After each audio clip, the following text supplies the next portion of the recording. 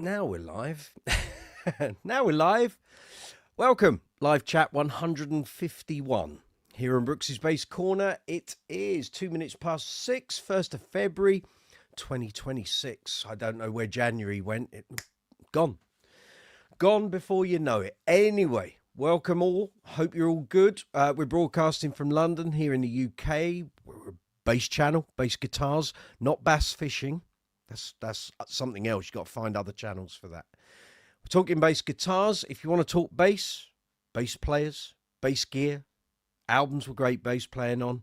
If you've got problems with your gear or you're looking for some advice or some help, want to become a bass player, all of those things, you're amongst friends. Come on in. You're very welcome. If you come onto the live chat, either by the regular YouTube feed or via the shorts and the vertical stream feed, again, come in, have a chat. We're all good. We don't do politics. We don't do religion. We don't accept people being aggressive and nasty and sweary and coming on and being bullies. So if you do that, you'll be booted out. But if you don't do that, everything is right with the world. So come on in, Visog. I can see you. Good to see you. So I'll give newcomers the lowdown on how this works. But before we really go any further, I've kind of got to do this, haven't I? Makes my heart sing to see that, I can tell you. So people who frequent the live chats, come on Brooks's Bass Corner, you'll know for a few weeks I've been intimating there was a surprise. There was a surprise waiting in the wings that I couldn't tell you anything about. I've told you now. I've been telling you since Thursday. So the rumours are true. There is a new print-based magazine for bassists here in the UK. I assume we're shipping worldwide. The only thing I can tell you, well, there's lots of stuff I can tell you, and I'm very happy to accept questions, and I'll answer them as best as I can with the information I have at the moment. I did fire lots of questions at my editor on Wednesday night. I said, look, if I'm doing social media posts tomorrow, I'm going to get bombarded with questions and you haven't given me all the info yet. And he said, I will get the answers for you, but I'm on a writing deadline for a book. So you may have to wait. I said, all right, we'll go ahead anyway. So I will do my best to answer any questions you might have regarding the new magazine as far as I can. Anything I can't answer, I will make a note of. I will fire it at the editor and the publisher and get back to you. Maybe my plan was to do a video on Thursday night, and I suddenly realized I could end up saying stuff about the mag and I don't actually know the full details regarding everything. So rather than me put up a load of stuff and then the publisher goes, no, that's not the case, I thought, right, we'll just hold fire. So I then thought, well, we'll do a live chat on it. And again, I thought, I don't have all the info. So here we are a couple of days after. I still don't have all the info that I want, but I can tell you as much as I possibly know. So at the moment, as far as I'm aware, we will be shipping worldwide. There will be a paper-based version of the magazine, so you can have the old school, that sort of thing. Obviously not Bassist, before certain people that used to work for that magazine come on here and start giving me a load of grief like they did on my socials. But anyway, which I was most surprised at. I thought you folks would have given us a bit of a vote of confidence. But anyway, hey-ho, there we go. So there'll be a paper-based version. There will also be a digital version. But the paper-based version will only be available by subscription. You won't be able to go to your local paper shop and get it unless the paper shop takes out a subscription. You may find bass retailers across the world might subscribe to it. I'm sure the Gallery, John, Martin, will probably have a subscription. So hopefully they might stock it. We'll see how all that goes. But if you want to get hold of the mag, I suggest you check out the website. I've put the link at the very top of the chat today. So the very first message in the live chat should say the link. In fact, I'll tell you what, I'll do it again just in case anyone can't see it, and I'll keep putting it up throughout the tonight's live chat. And details are on there if you want to take a subscription out. This is not, as far as I'm concerned, as a writer. So I have no, what can I say? I have no ways in dealing with subscriptions or anything to do with the running of the mag. I'm purely a content creator and a writer for the mag. So if you take a subscription out and you don't get your mags, I can't sort that for you. I know in the old days of Bass Guitar Magazine and Bass Player, certain colleagues, musical friends and acquaintances, when they had a problem getting their subscription, they come and ask me. I can't deal with it. It's nothing to do with me. It's out of my remit. I don't get paid for that sort of grief. I get paid for writing the content, and in the new format, we're going to have videos, which is something we wanted to do with BGM, something we wanted to do with BP.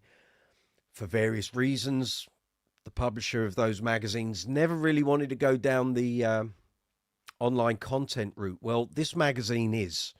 Our publisher is very much on board with not only having written reviews in the magazines, we're going to have online reviews.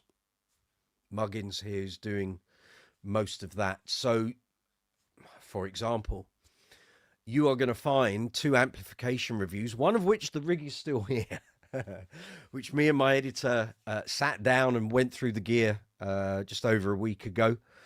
You will see his written review of those rigs. One is here. I will show you very shortly. One is right there.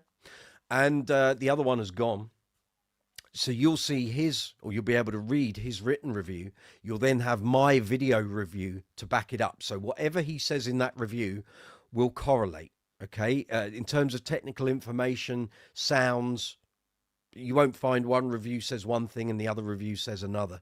So the way this is going to work is I film the reviews that I'm doing on video as opposed to the written ones. That video gets edited by me, goes to my editor. He then takes his notes that he's written when we were reviewing them together, takes what I've written in the video, and then he will make his written review based on that as well. So there will be times where we have differing opinions. There will be times where one of us will think, well, actually, this isn't good value for money, and the other one will think it is good value for money. But either way, you will be able to hear real life examples of what we're doing. Obviously, historically, you look at a paper-based magazine and reviews, you can't hear it unless you go to a shop. Now, obviously, we're on YouTube. You can just go on and check other people's reviews. Now you're getting it in-house. Yeah. So if I get 5 basses here for review, I'll write the reviews, film them, demo them. Then you can see what I've been talking about in the review. So no, you don't have to pay for 2 subscriptions to have the paper-based and the digital. I think if you pay for 1 subscription, you get the whole caboodle. But I think the digital only subscription is reduced in price. I think it's £20 for the 4 issues that we're doing in the next 12 months. I think the paper-based one is £27. But anyway, all the details are at www.thebassistmag.com. The picture you see in front of you on screen, it's a collectible sample issue which is being launched at the guitar show in Birmingham, I think over the 27th and 28th of February. Let me just check the dates. It's been all go this week, I can assure you. Crazy times, but exciting as well. 28th and so it'll be 28th of February and the 1st of March, the Saturday and Sunday at the guitar show in Birmingham. So our publisher will be there. My editor will be there. I'm hoping to be there if I don't have any gigs. At the moment, I don't over that weekend, but I've got to keep the diary open in case something comes in because there isn't any work coming in at the moment. So 2 of them will be there. There may be all 3 of us. And then the other writers hopefully will also be there. So that's what I've got to tell you at the moment. It's a nice surprise. Good start to 2026. I'm hoping those of you who follow Brooks's Bass Corner, you know what I used to do for BGM and BP. We have a shared vision on this mag that we are going to do the business. Okay. No, not cutting corners. We're not scrimping on budget or anything like that. we're going to do everything properly. And the real joy this time around on this magazine is it's not a monthly magazine. We will be publishing every 3 months. So in the old days of the other magazines, it was full on. Yeah, trying to get a magazine out every 3 to 4 weeks, content, non-stop writing, as well as all the gigging I was doing, all the gig booking I was doing. So I used to be a fixer for gigs here in London for a chain of venues. This time, we only have one issue to do every 3 months. I think the paper count is going to be more, like page count is going to be more than BGM BP. I would assume that's the case. Again, a lot of the technical detail I'm not privy to at the moment, so we will find that out over time. But what we're aiming for is to create a magazine that, rather than regular magazines that you read and then sort of dispose of when you're ready, we want to try and create something that you would put on a coffee table, that you would want to keep after the event. So once you've read it, you would keep it. We're trying, well, again, something the editor is aiming for is to have very nice paper quality, very good print quality. We want to make this something worth keeping. I did see someone mention on Bass Chat that they had done a subscription and they thought £7 an issue was cheap, and I thought, yeah, it is. I was told it was going to be more than that, so that caught me unaware. So clearly there are things sort of changing in the background. A lot of that stuff I don't know about at the moment. I'm just writing, content creating, and the other joy of all this is we're going to have a production line of gear coming through the door here at Brooksy's Bass Corner, which once reviewed and featured on the websites and in the mag, 6 weeks after publication, I can use those videos and that content here on the channel, although I will tweak it and change a few things because I want the mag videos to look slightly different to how they look here on the channel. So there we go. So I'm going to delve into your questions. Anything you want to ask, if I can help, if I can give you information on this, I will answer to the best of my ability. But as I say, at the moment, the technicalities, I don't know everything about this yet. But we're trying to sort of piece it all together, and some things will change. I'm sure once the sampler issue is done, the first proper issue is going to be available, I think in May, start of May. And providing the sample issue goes down well and people are impressed with it and like it, you know, and the manufacturers and distributors want to get on board with the advertising, everything else. If it all goes well, and I see no reason why it won't, because Lord knows, not a week goes by where I don't get an email or a message on the live chat or a message on socials going, oh, really miss the mags, you know, really miss all the bass magazines and shows. And I know nothing about bass shows at the moment. That's not on the horizon. I think we've got to get the magazine up and running. Started already, isn't it? Get the magazine running, and then we will see. And who knows? Fingers crossed.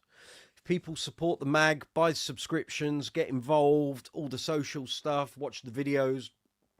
Perhaps we can get back to something that we used to have at the London Bass Show. Wouldn't that be good? Wouldn't that be good? So I'm going to be, as well, I mean, look, Brooksy's Bass Corner is not going to suffer because of this. If anything, it's going to, I say blossom, but I have no knowledge if that will happen. But what it does is it gives us, or gives me, more content. But the other thing is it reestablishes all the relationships and connections that I've had with players, manufacturers, distributors, people in the industry. So I can pull all of that into what I offer here on the channel. It's a win-win. I can't see any bad points here. Joel's the editor, Joel McIver, who's the editor for Bass Guitar Magazine and BP until BP stopped. I say stopped, you know what I mean, as a published paper entity. We will do our very best. I promise you that. If you're familiar with my work before, I hope you know the sort of level of quality I try to produce. Yeah. What more can I say? As far as I'm concerned, this is a great start to 2026. I'm on board. Joel's on board. The writing team, the theory team, are on board, we're going to give it a go. So all it needs is for people to buy subscriptions. Like I say, you won't be able to go into a news agent, just pick up a copy here and there. But we'll see how it all pans out. At the moment, everyone I've spoken to involved in it is like, we're going for it. So it's exciting. It's good stuff. Right, let's have a look at these messages. That's me. Visog, good to see you. Bill Derbyshire, you can't wait for it to come out. Excellent. That's what I like to see. A man with a positive attitude. Well done, Bill. Zuma, what's up, bass men and women? Well, you're here. That's the man with the voice for voiceovers. Mr. Silk Larynx. Absolutely. Awesome news. Thank you.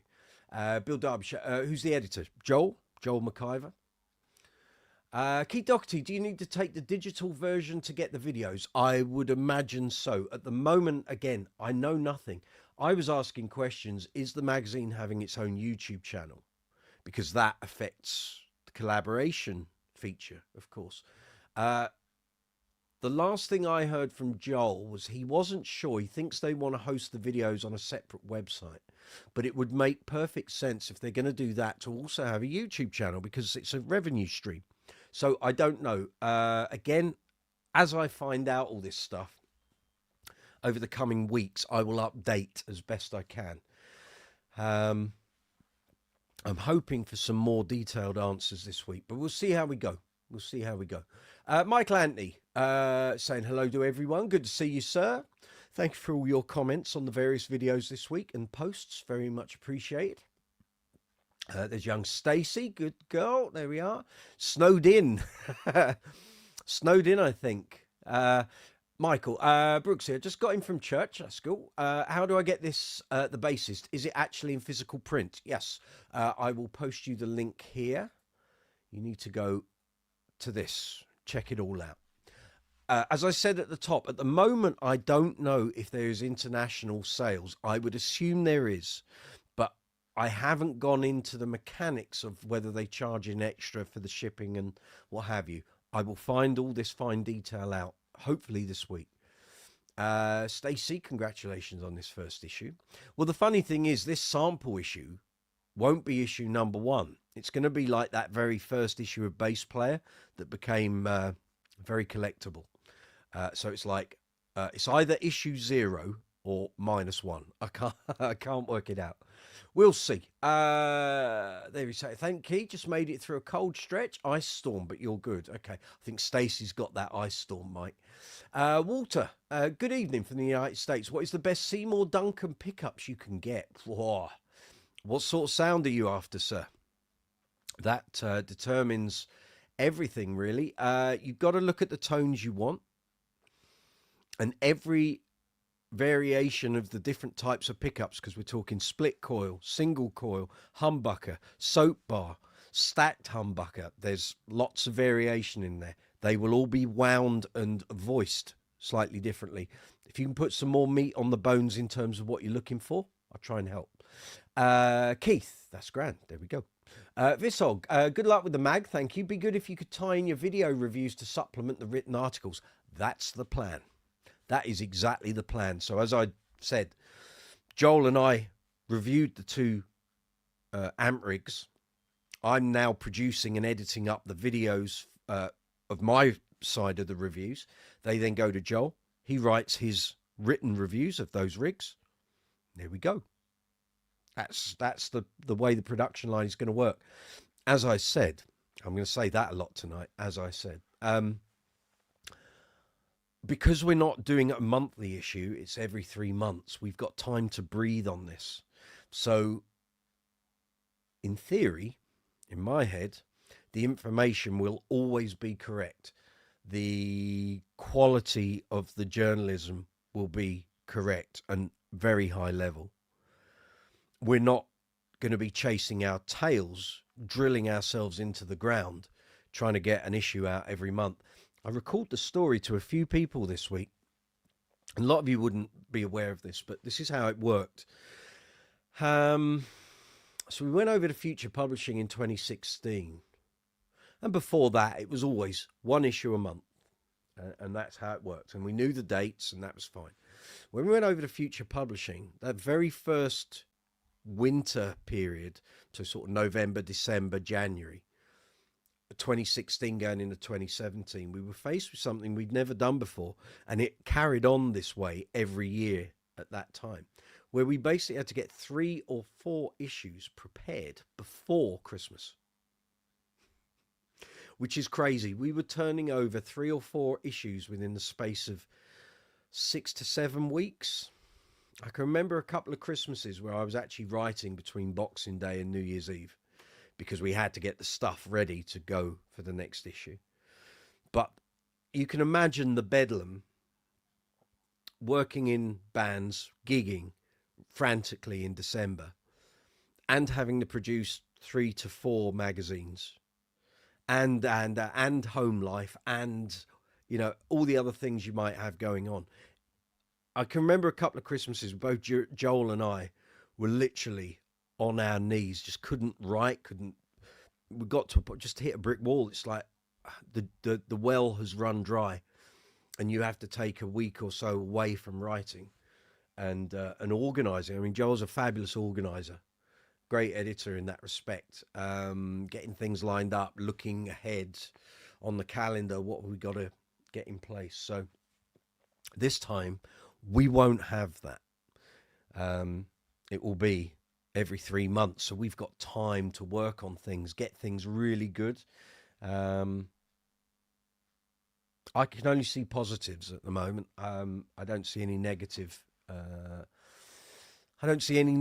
aspects. It's all pretty good, so fingers crossed. Can you get the Bassist in the States? At the moment, I don't know the answers. Again, if you go to thebassistmag.com, hopefully there'll be some answers on there. By all means, send emails. There are a couple of emails on there to the publishers and the editor, so you can ask those questions. I'm hoping you can get it over there. It'd be daft for us to create a magazine that's only available in the UK. I think the plan is that it's a worldwide publication. I would hope so.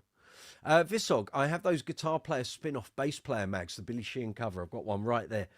And the joy I've had over the years of writing for magazines is every time I've met a bass player that was featured in the Billy Sheehan Jack Bruce issue, I got them to sign it. So I've got quite a few good signatures in that mag. Yeah. Stacy, snowed in. You are sitting at 30. You're at 0. Oh dear. As I said to you earlier, it'll probably be 24 and sunny. You'll be out in your flip-flops by the end of the week. No doubt. Right,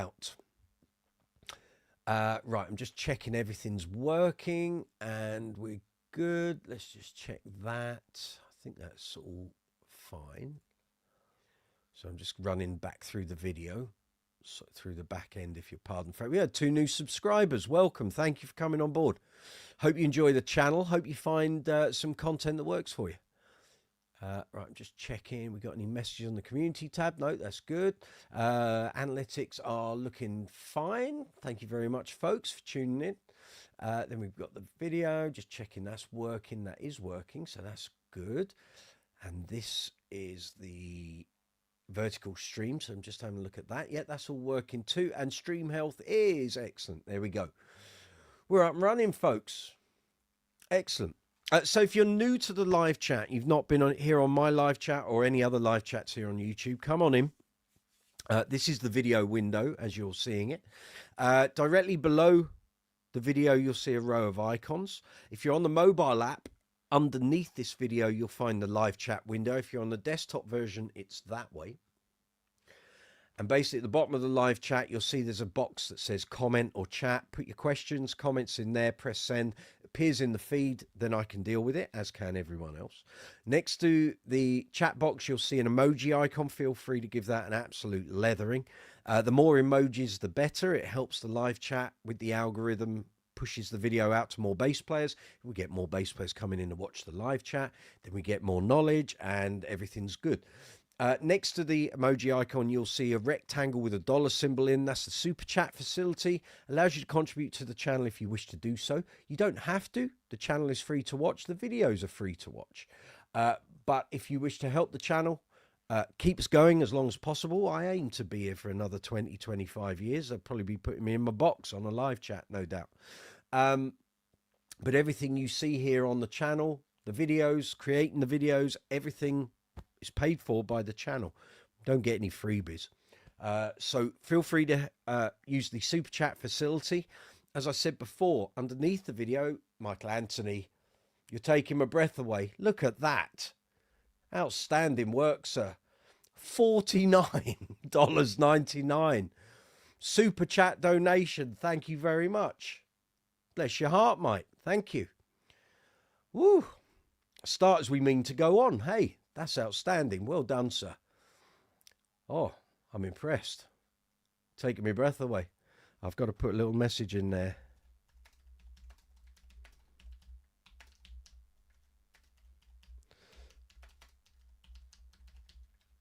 Here we are. Let's just check that that did go. It didn't, did it? Because I didn't put that. Right.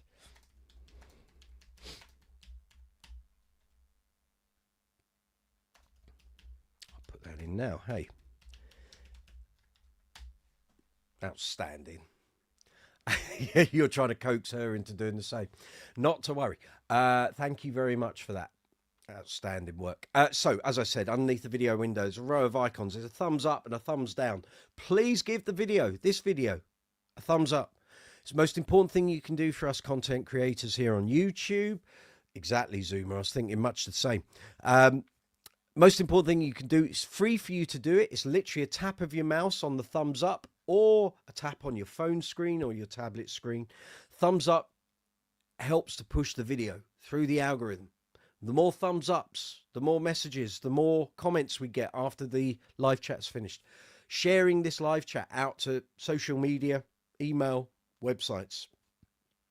It's the most important thing. Most important thing. And the best thing is, it doesn't cost you guys anything to do that. So if you frequent any bass channels on Facebook or Instagram, feel free to share this out there, because the more people we draw in, the more YouTube thinks, oh, this is good. We're going to push this out to more and more bass players.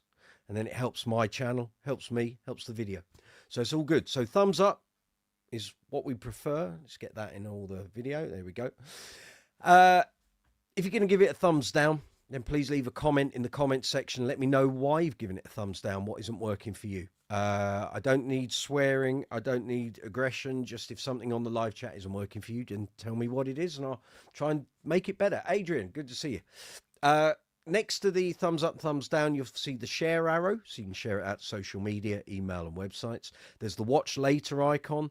Then you're going to see a love heart with a dollar symbol in. That's called super thanks, which works exactly the same as the super chat facility that I told you about before. Again, if you want to contribute to the channel, you can using either super chat or super thanks.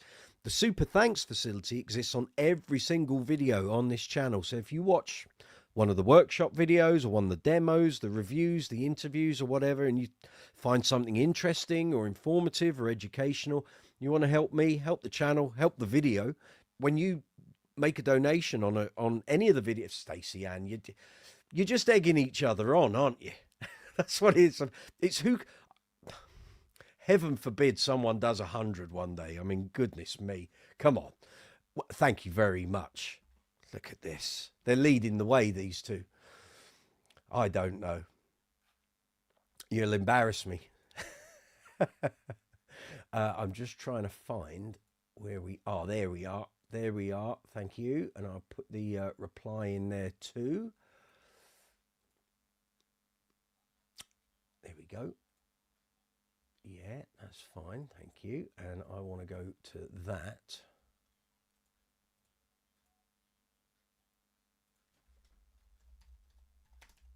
So thank you very much.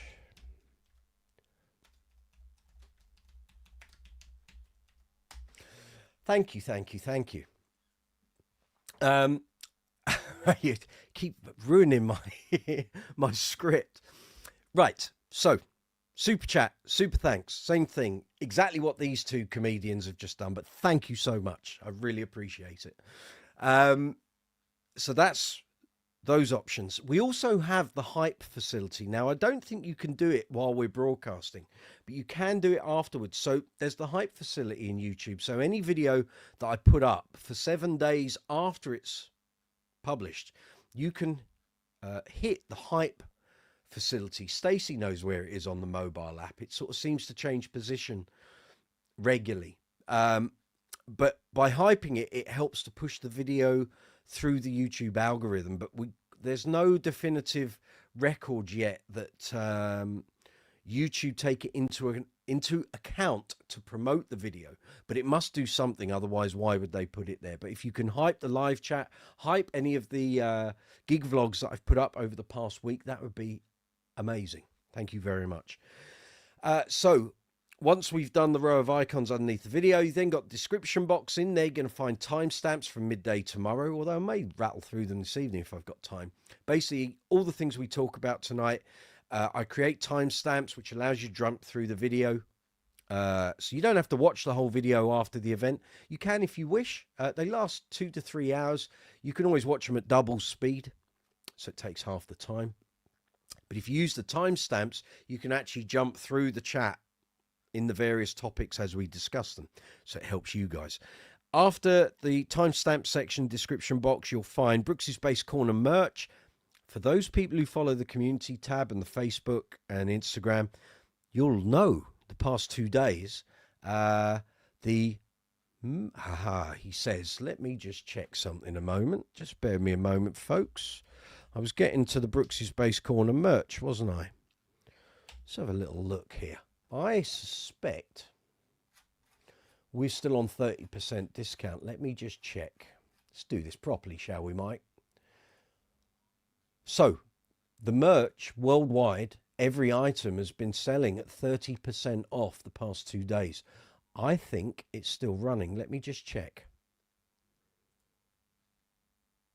Rather than say it is or it is.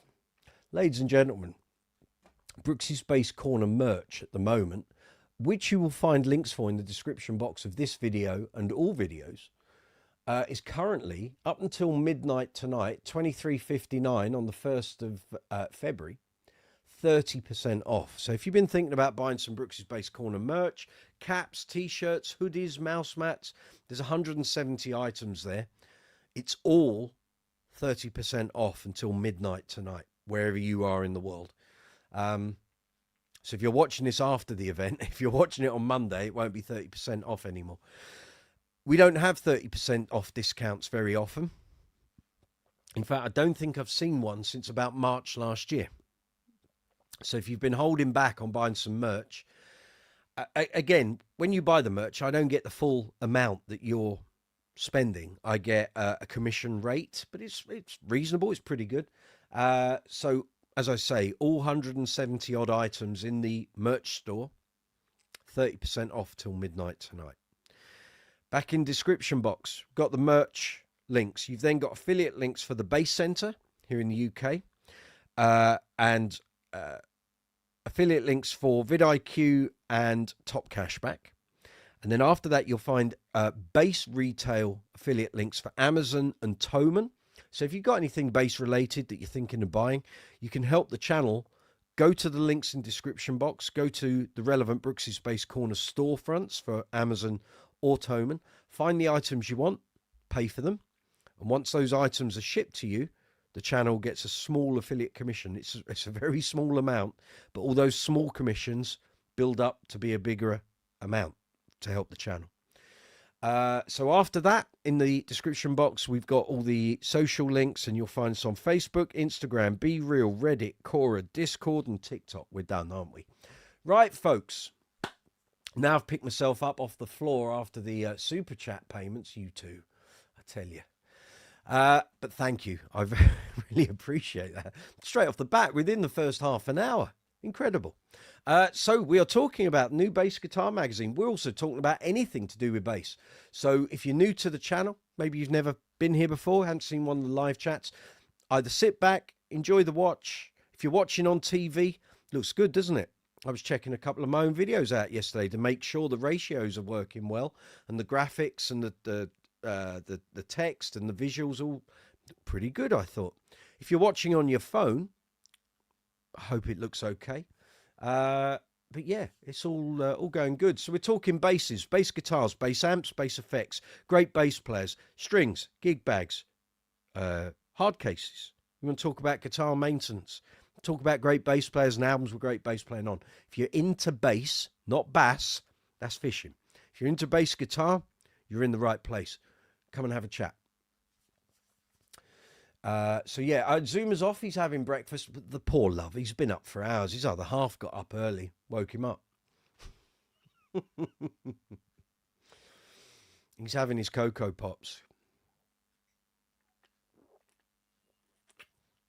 And thank you to all those who've been commenting on the videos that Zuma and I have been doing, the Duran videos.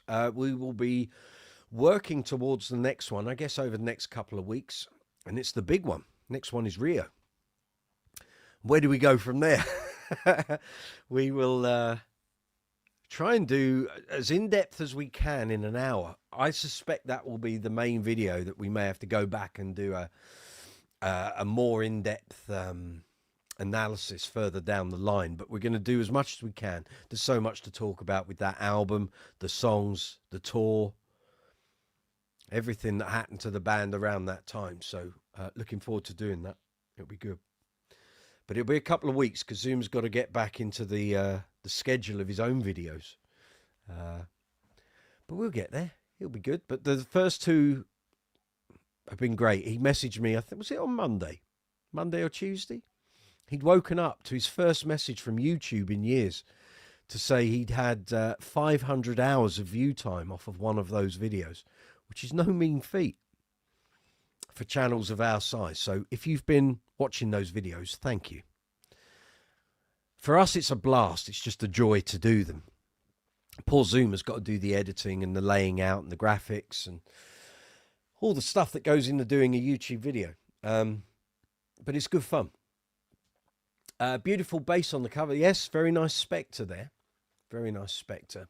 The whole thing looks good to me. I gave my 2 pennies worth when I first got sent the demo cover, and yeah, it's we're hoping it flies, really. But like as I said earlier, not a week goes by where either I don't read that people miss having a mag, or I get contacted, or people message me on socials, or come here on the live chat and say the same thing. Christopher Fiddler, good to see you. Did you guys see the Spectre SB1 reissue? Yes, I did. Yes, I did. Limited run for the 50th anniversary, $6,000. Yeah, I mean, try buying one of the originals for $6,000. I think you're looking at 10 plus. PJ Rubel would be the man to speak to on those sort of things. Graham Potts, good to see you. Thank you for the thumbs up there. Great news about the mag. Yeah, PJ would be able to advise on what the resale prices of the original SB1s are. Significant, I would imagine, would be the fair description. Michael Anthony, I was searching a while back for a really good rigid gig bag. Okay, it was frustrating because I didn't like where the neck support is located. I wanted it bigger and closer to the body. I found the Mono Vertigo. I've got one of those. Did you try the Gator cases?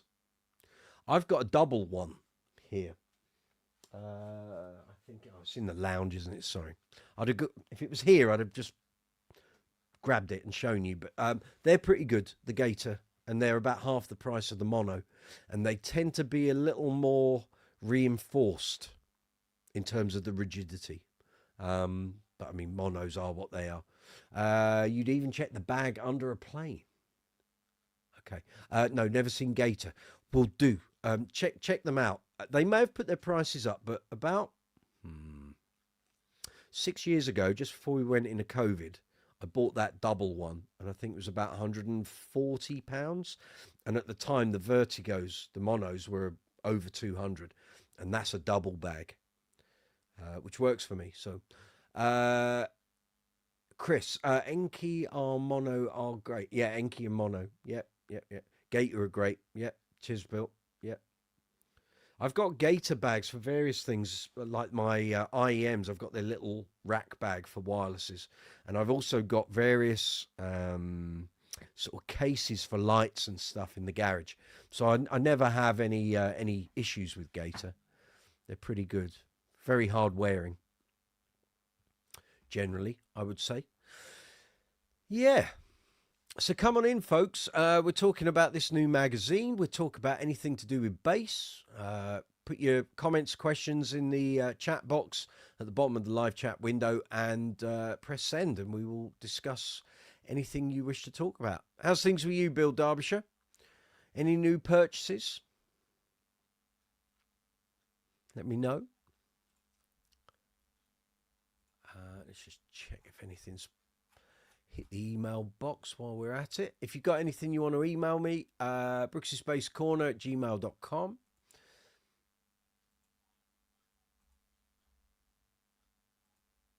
We're here every Sunday from 6 till 9 UK time.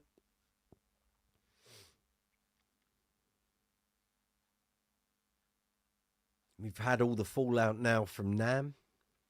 All the stuff. There were a couple of sites did a roundup. Bass Direct did one, but they were only covering the brands that they kind of stock and distribute. There was some good gear, some nice gear. I was expecting a little more, if I'm honest. I thought there'd be far more new product, but it is what it is. So fair enough. Bill, Gator guitar cases are great for your headless basses. Yes, I'll second that. There's young Leo. How are you? On the mend, I hope. All good. Not long till you're here now. Month and a bit. 5 weeks, I think. He's paying London a visit. I'm going to take him to the gallery to see Aladdin's Cave of bass goodness here in London. If he gets time. Hopefully he'll have some free time.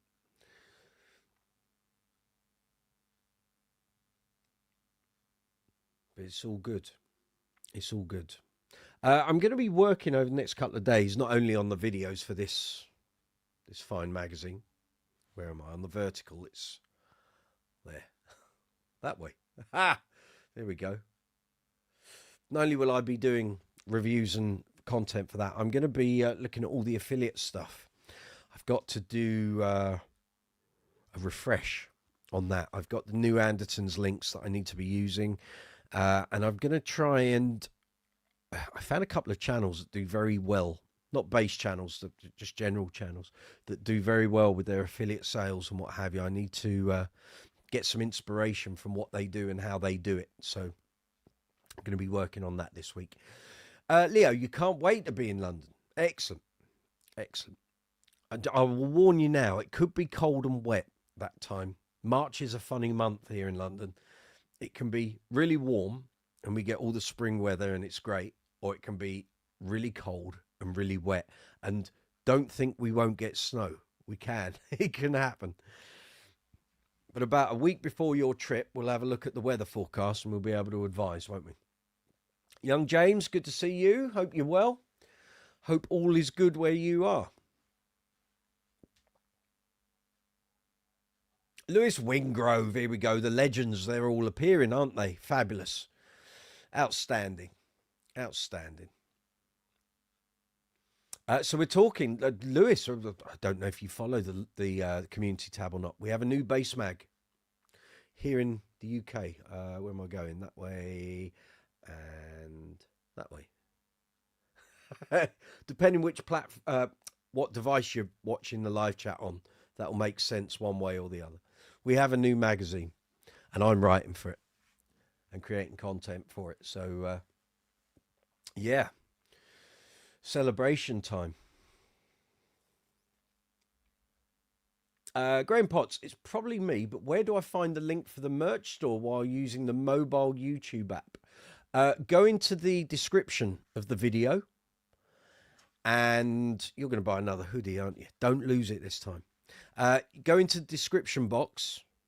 So there should be like a couple of lines of text starting to describe the video. And then it says more. And you tap on more and it'll bring you the whole description. And then the merch link. But you can go to any video here on the channel and go in the description box and you'll find the merch link. I'm guessing I could put them in this live chat, but I don't know if that affects us getting a commission. It shouldn't. I can do that. Give me 2 seconds. I'll do that.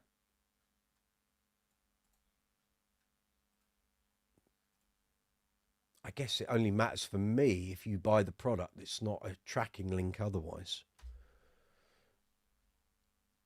Yeah, because anyone can just, if they found it of their own volition without using the link, as long as they make the purchase, we get the commission on the merch. The affiliate things for Amazon THOMANN are slightly different.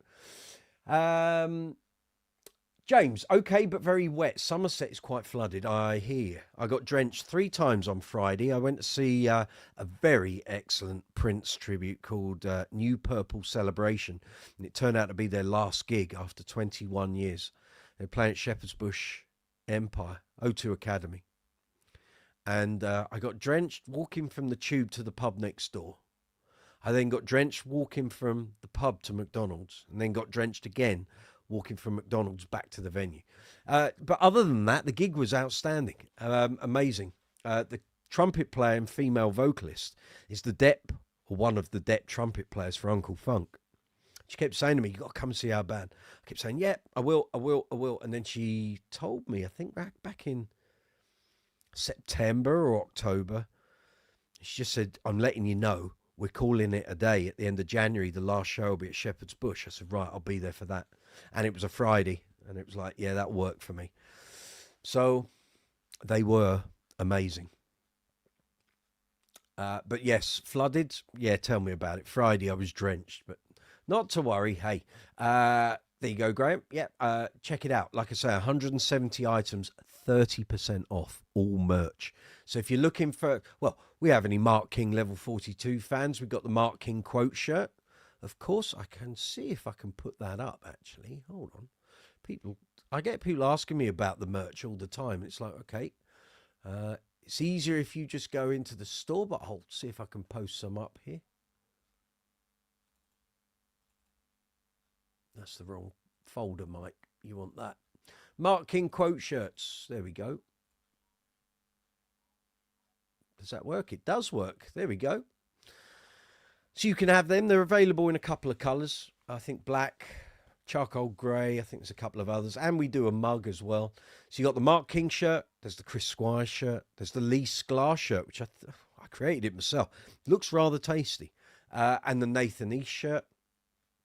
But it's not just T-shirts. There's hoodies, caps, mouse mats, phone cases, iPad cases. 170 items in there. Yeah. 15 different designs. Go and check it out. Like I say, 30% off until midnight tonight. And we don't get 30% discounts very often. So happy shopping. Go and check it out. You help the channel. You help me if you buy that stuff. And it's better for me and the channel if you buy it through my links as opposed to buying it off the merch shelf here on the videos. Because when you do that, 45% of the commission I would earn goes to YouTube, which is fine.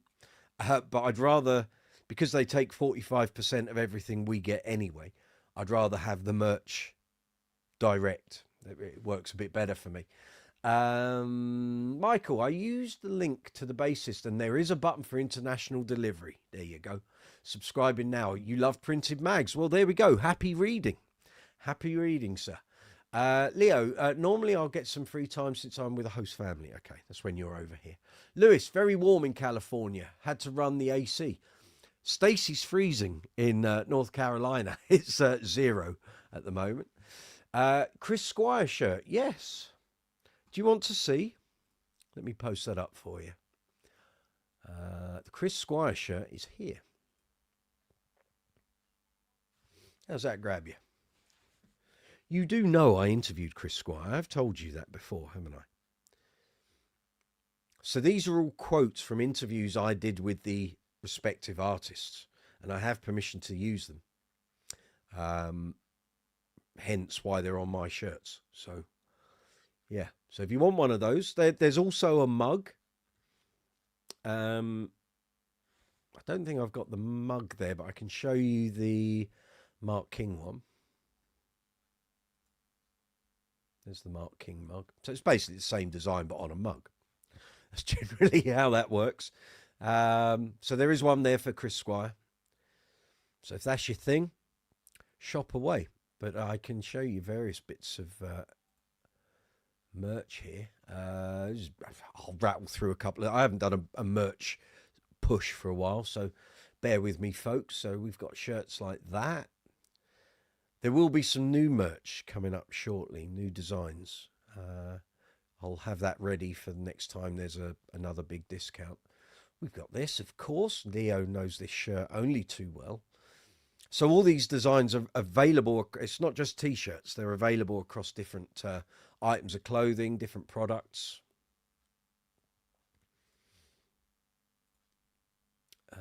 Let's see. So we did that. Then we've got that logo, which you'll have seen me wearing on various garments over the years.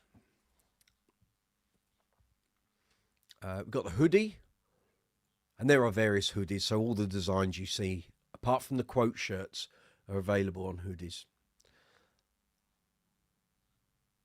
And all the gear, all the gear is great quality gear. The prints are really hard wearing.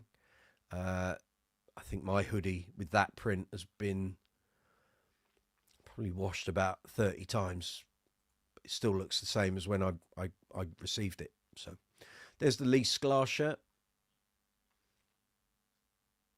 I need to send him one of those. Although he's not going to wear a shirt with his own quote on, but there we go. He can raffle it off. We did the Mark King stuff. And we have other mugs, of course. If you're wondering what the base shape is, what the base design is, that's my GB Rumour. Yeah, so that's all good. We did that. There's a Nathan East shirt. I was saying, do I want to share 10 images? No, I don't. It's too much.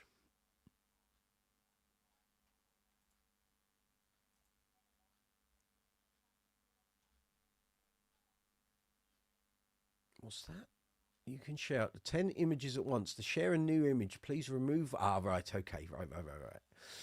Okay, I got it. Gotcha.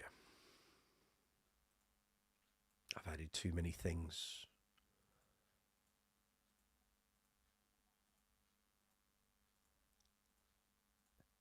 I understand. Right, okay.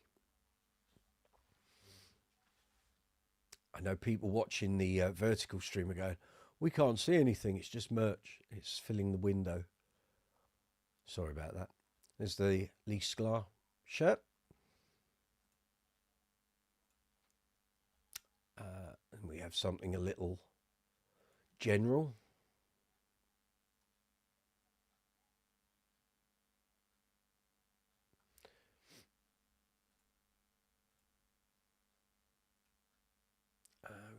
We did that as an alternative take of the exploding bass logo.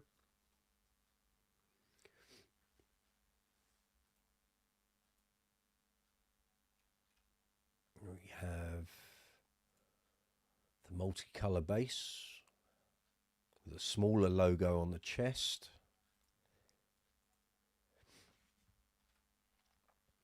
And we have a bigger one, if you pardon the phrase, missus.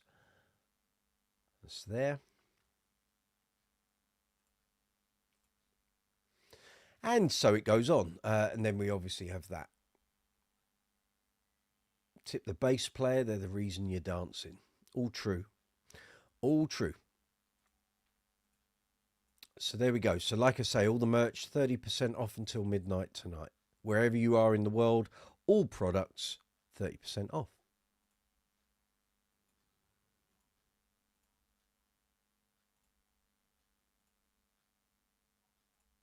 That, don't I? There we go.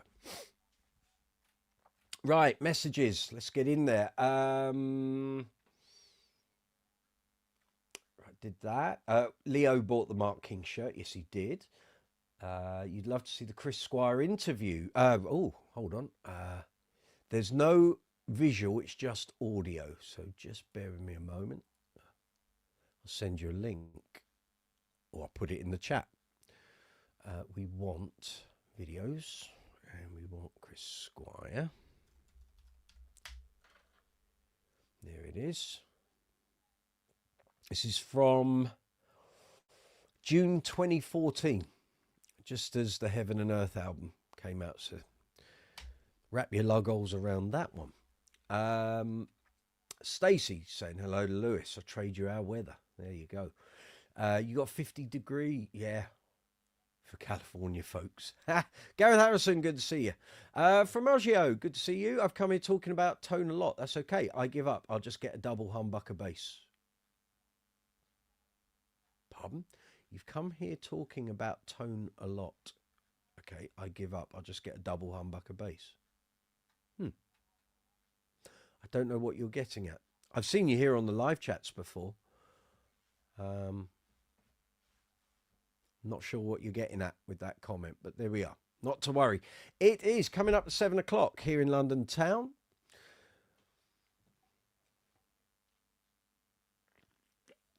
This is live chat 151 here on Brooksy's Bass Corner. It's London, here in the UK.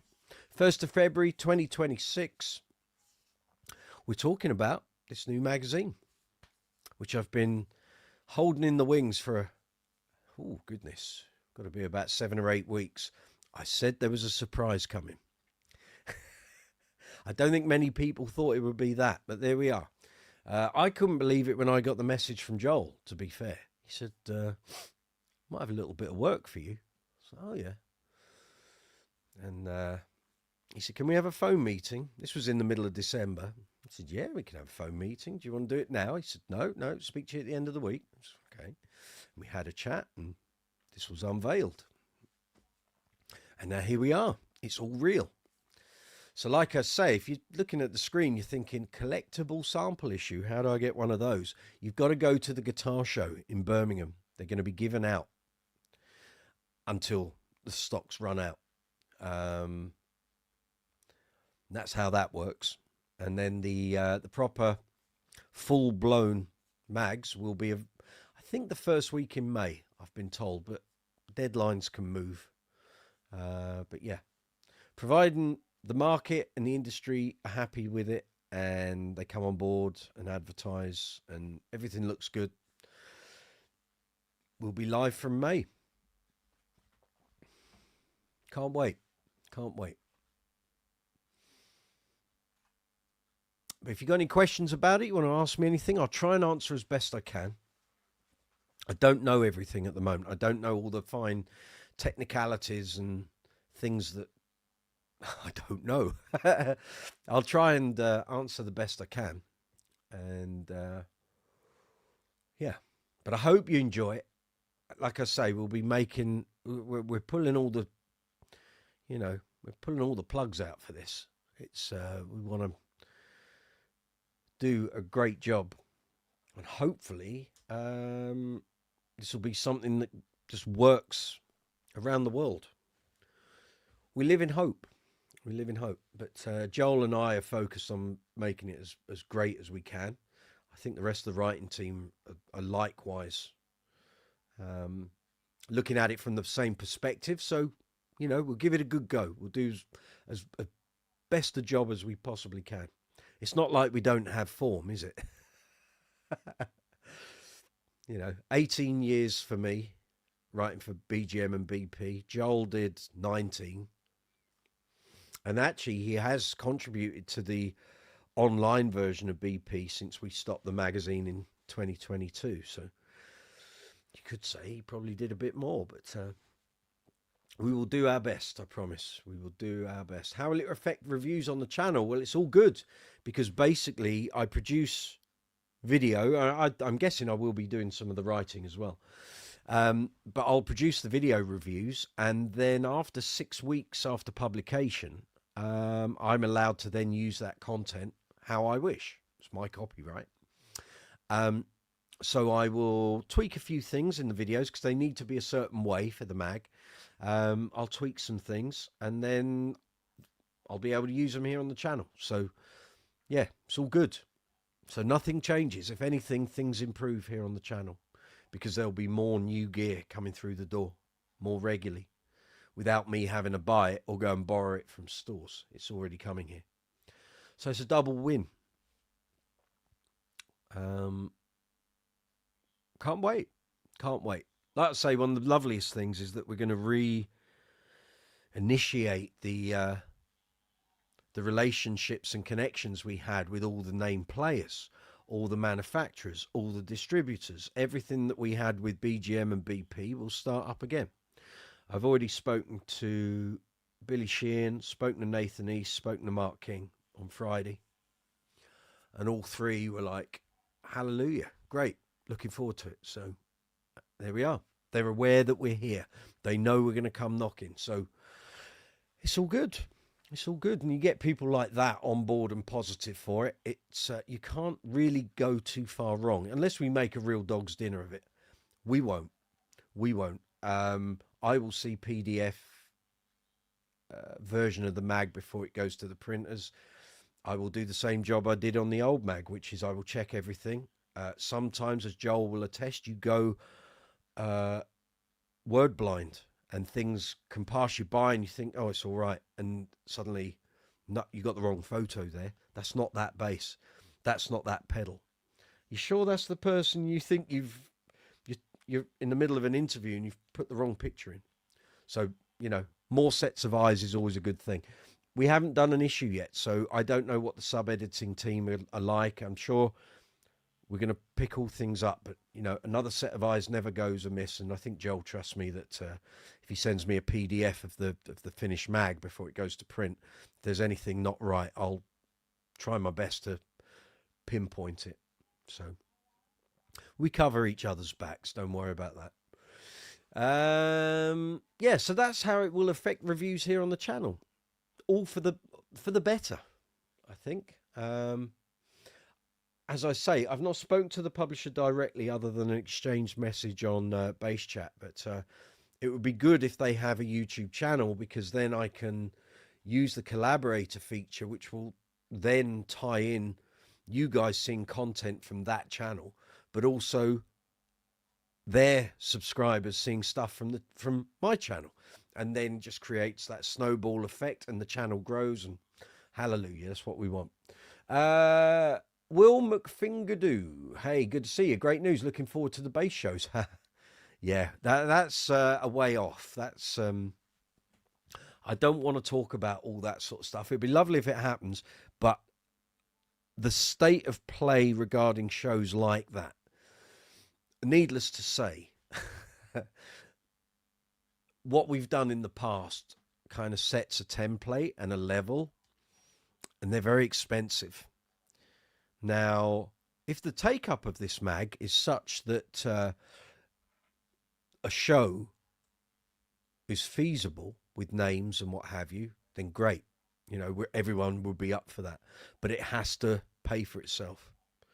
And certainly at the moment, I mean, I'm sure the publisher will know the back history. But we'll see. We'll see. We're at the learning to walk stage at the moment. So, you know, if this all takes off and it just becomes a snowball and a big one, then everything progresses quicker than you think. We'll see, won't we? But it, you know, as I said to Joel, the fact you've got me involved means we can put all of this forward to the people that follow my channel, which we didn't have before. I didn't have a channel. All I had was Facebook and Instagram.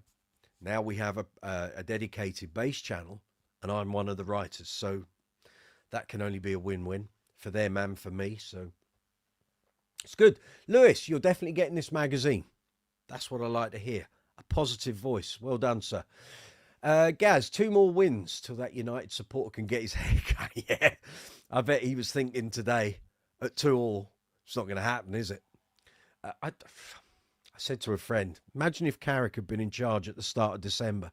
We might not have thrown so many points away. We'd be 2nd or 3rd. Anyway, we will see. It's progress. That's what it is. It's progress.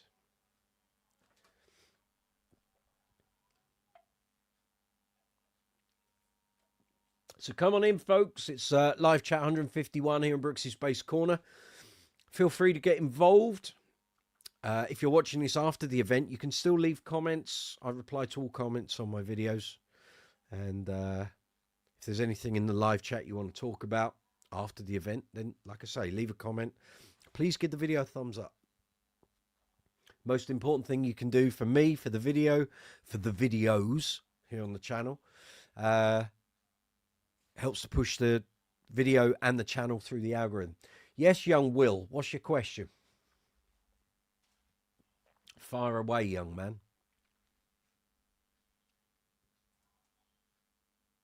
Just checking the stream health is all good. Looks to be.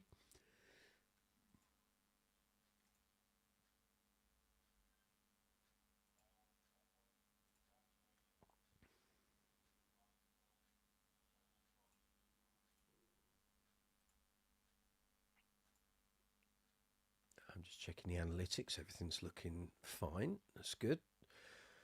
How are we doing? Oh, we've had another subscriber. Had 3 of you now this evening. Thank you very much. If you're new to the channel, welcome. Hope you find some content on here that proves useful. Talked about woods, etc., affecting tone, but do you think fret material makes a difference? Yes, I do. Yes, I do. Been through it myself. Fret size is probably more a determining factor. So if you have jumbo frets or thin mandolin frets or anything in between, that can make a difference big time. Ask Lee Sklar, that's why he has mandolin fret wire on all of his basses. But the material, yes. So nickel frets, like nickel strings, it's a softer metal. So if you like a degree of clank and metallic sound in your tone, stainless steel frets are going to be harder wearing, but there's going to be more of a presence in the string tone. If you use nickel frets, it's going to be softer, it's going to be less harsh, but also the downside of nickel frets is they wear down quicker, they grind away, especially if you've got something like a rotor sound round wound steel string. You're going to find string markings and gradual dips in the frets occur a lot more often. Nickel fret wire, I'm going out on a limb here, but in my experience, nickel fret wire just isn't worth having. I've known too many people buy basses that had nickel fret wire and had to have the frets replaced very soon after purchase, maybe within a couple of years. I've got quite a few basses. Some of these I've had 30 years, some, good Lord, not 40, 35, 36 years. None of my basses have been refretted. So take from that what you will, but yes, I do think fret material makes a difference to the tone. Even just a small amount, it will, but more so the fret size, but also the fact that nickel fret wire will wear down quicker than a brass fret or a steel fret. Water Guy, hey, you're 50, just started bass this year. Well, welcome, come on in. You're amongst friends. Feel free to ask any questions. Get involved in the chat if you wish. If we can help with anything, that's what we're here for. Okay. Lewis, really thinking about a new metallic green Fender PJ. Okay. What, having one made custom or just going to the store? Didn't we discuss this the other week? You were saying there wasn't anywhere local with that finish that you could go and try one. You're looking for the classic tone. You need Richard on here. He's a one for that. Looking for the classic tone. Okay. Classic Fender tone. So are you looking for a brand new current bass or an old vintage bass? Stacy saying, Michael Anthony, printed mags are the bomb. Nothing like the smell of a new magazine. She'd know. She used to do graphics for them. Michael Anthony, yeah, I got the Bassist subscription processed. Thank you, sir. Much appreciated. It was tricky figuring out what it wanted for an international phone number. I had to enter +1-1 and then the number. Good to know. There you go. Thank you for the heads up. See, this is it. See, people taking out subscriptions just on the basis that I'm involved. I love it. Fabulous. See, people did read for the 18 years I wrote. They did read what I wrote. I used to have all that stuff up on my Facebook page. I had it all broken down into bass reviews, amp reviews, effects reviews, interviews, the obituaries, all of that. And then I just sort of closed it off. People were, I think certain individuals who will remain nameless were using some of the stuff I had published and then running it through AI for their own means. But anyway, there we are. Those of you who read the stuff over the years, you know what I do. So, and that's what I tried to take from the years of doing that and brought it into this channel. So when I started this channel, the whole thing was about reviews and creating a library of sounds and reviews and demos for people to investigate if they, because we were in COVID, we didn't know we were going to get back out. And if people were buying gear and they couldn't go to a store to try it, why would you pay out £2,000, £3,000, £4,000, £5,000, £6,000 on a bass that you couldn't try?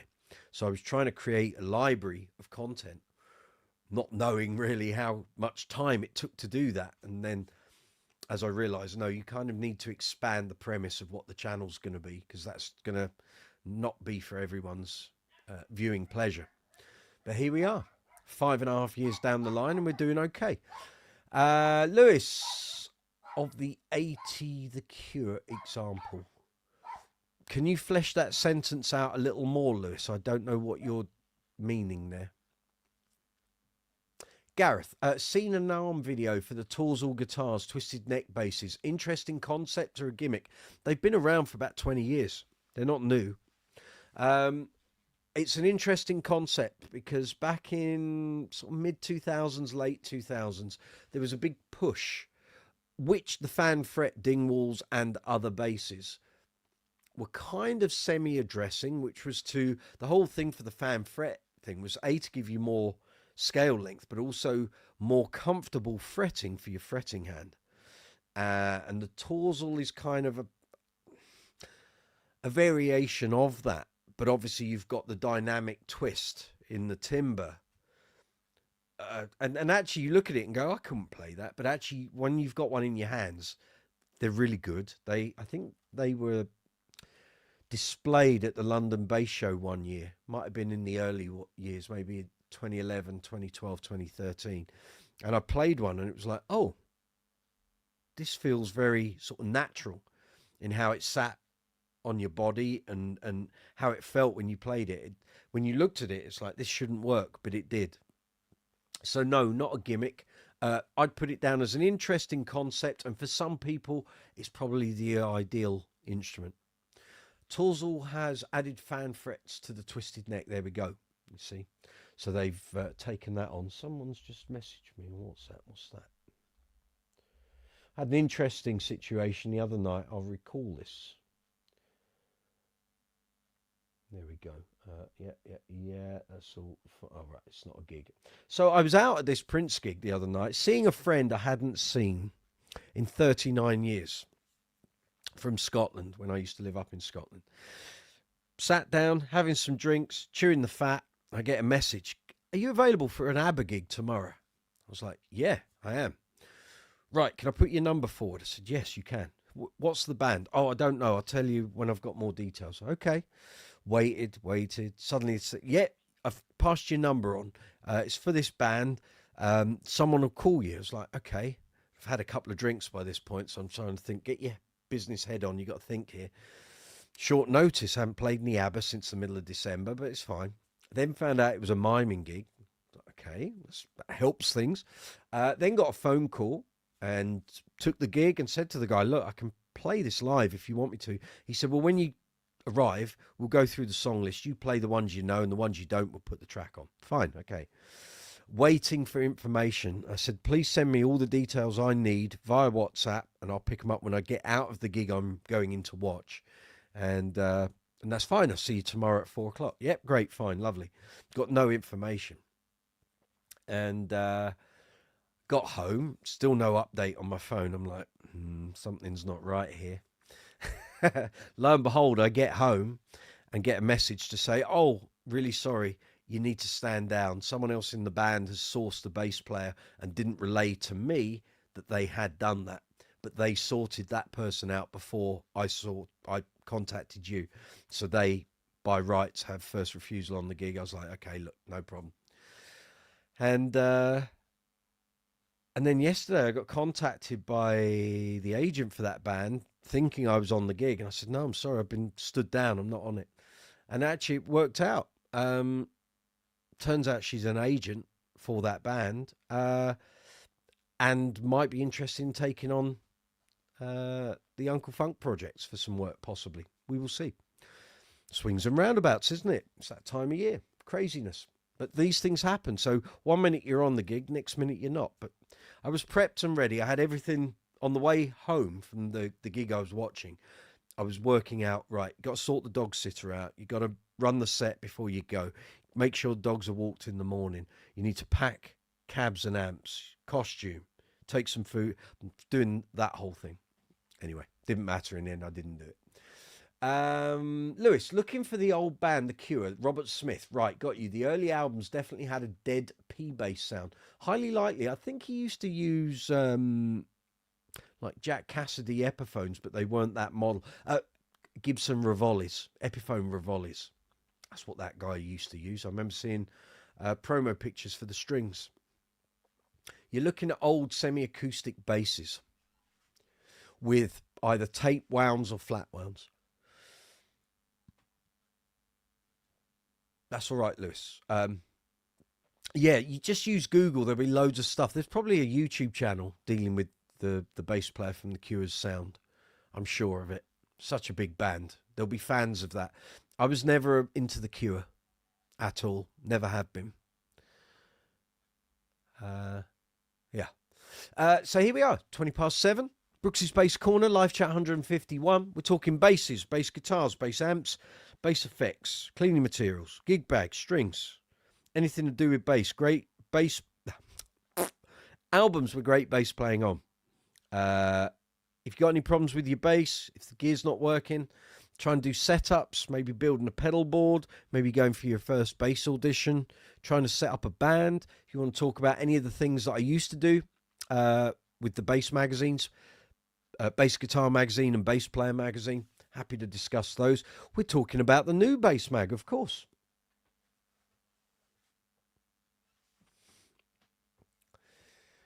So fire away, put your comments, questions in the comment box at the bottom of the live chat window, and I'll respond to them as quickly as I can.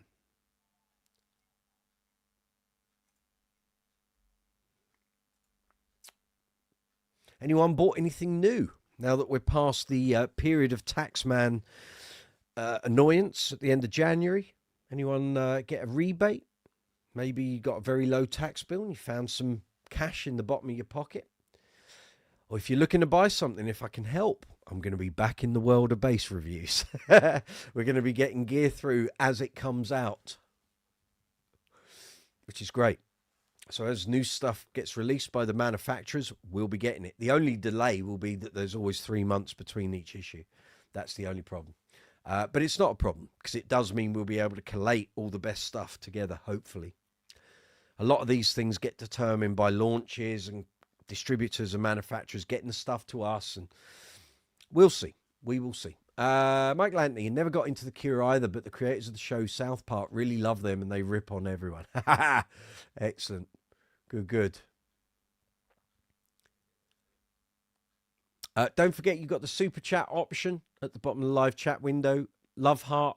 Oh, what am I talking about? Dollar symbol in a rectangle. That's the super chat facility. Underneath the video screen, you'll see a row of icons with a thumbs up and a thumbs down. Please give the video a thumbs up. Costs you nothing. Helps the channel. Helps the video. Really helps me. Fabulous. But next to that, you'll see a love heart with a dollar symbol in. That's super thanks. Super chat and super thanks work exactly the same. Super thanks exists on every single video here on the channel, of which there are over 1,000 videos.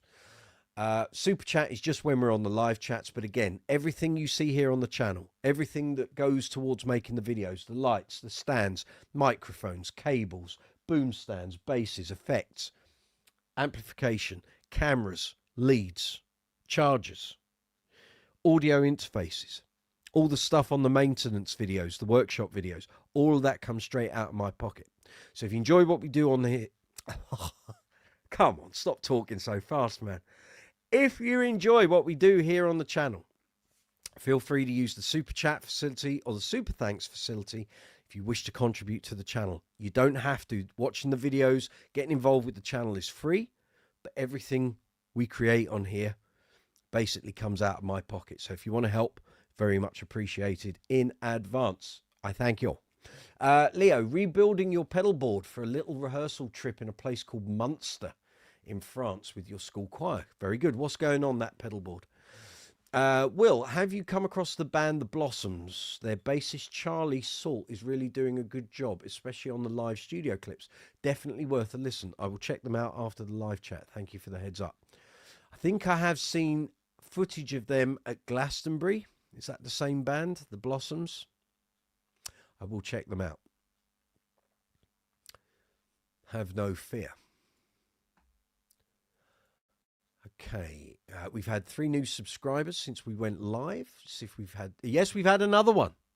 We're up to 5,114 subscribers here on the channel. Thank you very much. Appreciate it. We've had 267 views this evening on live chat 151. Thank you very much if you're watching. How's young Phil de Hove doing, Mike? Have you been on his live chats lately?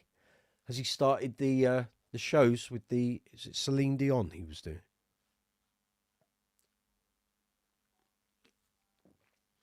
It was Celine Dion theatre show, as I recall.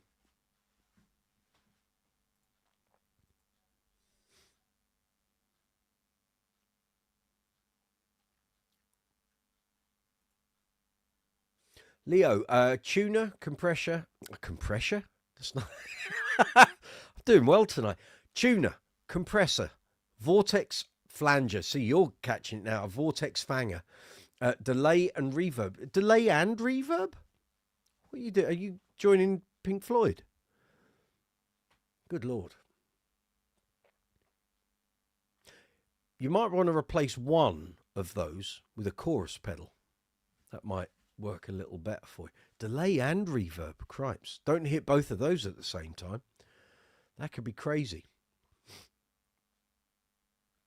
I'm assuming you need those 2 effects for individual songs.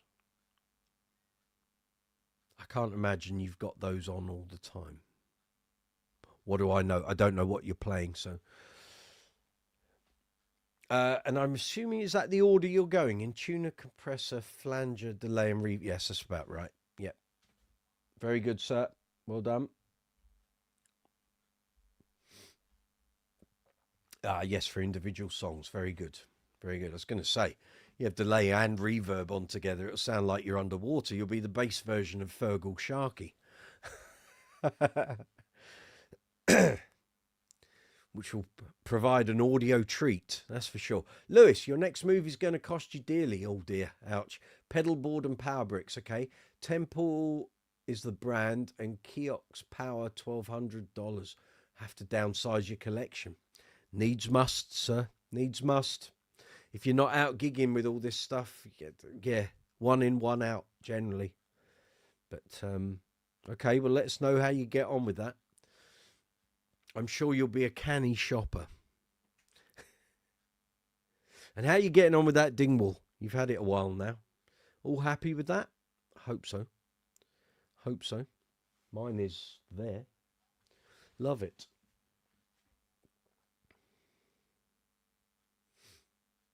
Thinking there might be a couple of workshop videos coming up shortly. But I need to get the demos that I've been promising for weeks up next. And thank you to all those who watched the gig vlog. Actually, I need to put the links in, don't I? The gig vlog video that went up this week. You know, not last week, on last week's live chat, I put 2 up last week. One went up this week, which was the crazy little thing called Queen Show at South Mill Arts in Bishop Stortford. If anyone's Not seen that. I put it up, I think, was that Tuesday? Wednesday? One or the other. Anyway, that's here if you want to check it out. Playing with the Queen tribute in a theatre. Well, theatre, arts centre. Good show. And what I didn't realise at the time was that the drummer was filming it as well. So we've got 2 camera angles. Snazzy bit of editing from me. Looks great. What's this? Lewis, delay and reverb is awesome together. I can't imagine a time I would ever need that. Like I say, if he's joining Pink Floyd, he'll be well in there. But yeah, Will, how do people manage their levels when using pedals? Think I get it all balanced out at home, but when I turn up to a gig and go through the band's PA, they're all over the shop. Yes, well, this is a story I've recounted on many occasions. So if I stand that way, you'll see in that rack there, the grey thing is actually a Behringer fluorescent, it's a strip light. Underneath that is a unit called a PV Bass Effects, which I bought in 2001. They came out in 1992, 93. It's the bass version of the guitar effects. Great unit. I'd wanted one for years. I wasn't going to go down the individual pedals route. I wanted it all in a rack because at the time I had a Hartkey amp, tuner, effect unit, wireless, all in the rack. Happy days. Found one. Found the floor unit to do all the presses and key presses and what have you. Spent about a month getting all the sounds and patches I wanted together so I could literally just bang through each one as we did the songs in the set. Thought I was the dog's doodahs. I thought, you've cracked it. You've got all the sounds you need. Sounds amazing when you're playing it at home. Got to the gig, didn't hear one effect patch. I didn't understand. The cabinet was mic'd on the gig. I still couldn't hear any of the effects in the fold back or through my bass cabinet. And most disappointed, I have to say. And I actually I wasn't running it via the effects loop. I went bass into effects unit into the amp. And then the sound man took an XLR out of that and mic'd the cab, and I still didn't hear any of the effects. And it taught me a very valuable lesson that you can sit at home and think you've got everything right and everything perfect and don't things sound great. Until you get them out onto a live stage, playing with a band or an artist, you have no idea what that's going to sound like. And then what you need to have is the time and the space to be able to change those parameters, which on a rack mount isn't always the easiest thing on the fly. And you've got the pressure of a quick setup, got to be ready to play within 10, 15 minutes. It was a disaster. And I tried it again. I made adjustments at home and it didn't work. And after that, the thing has pretty much sat in a rack for 23 years, 24 years. It's there if I need it, but I just ended up, when we came out of COVID and I needed pedals for the Uncle Funk show, I just went to pedals. Just done that. That's there if I need it.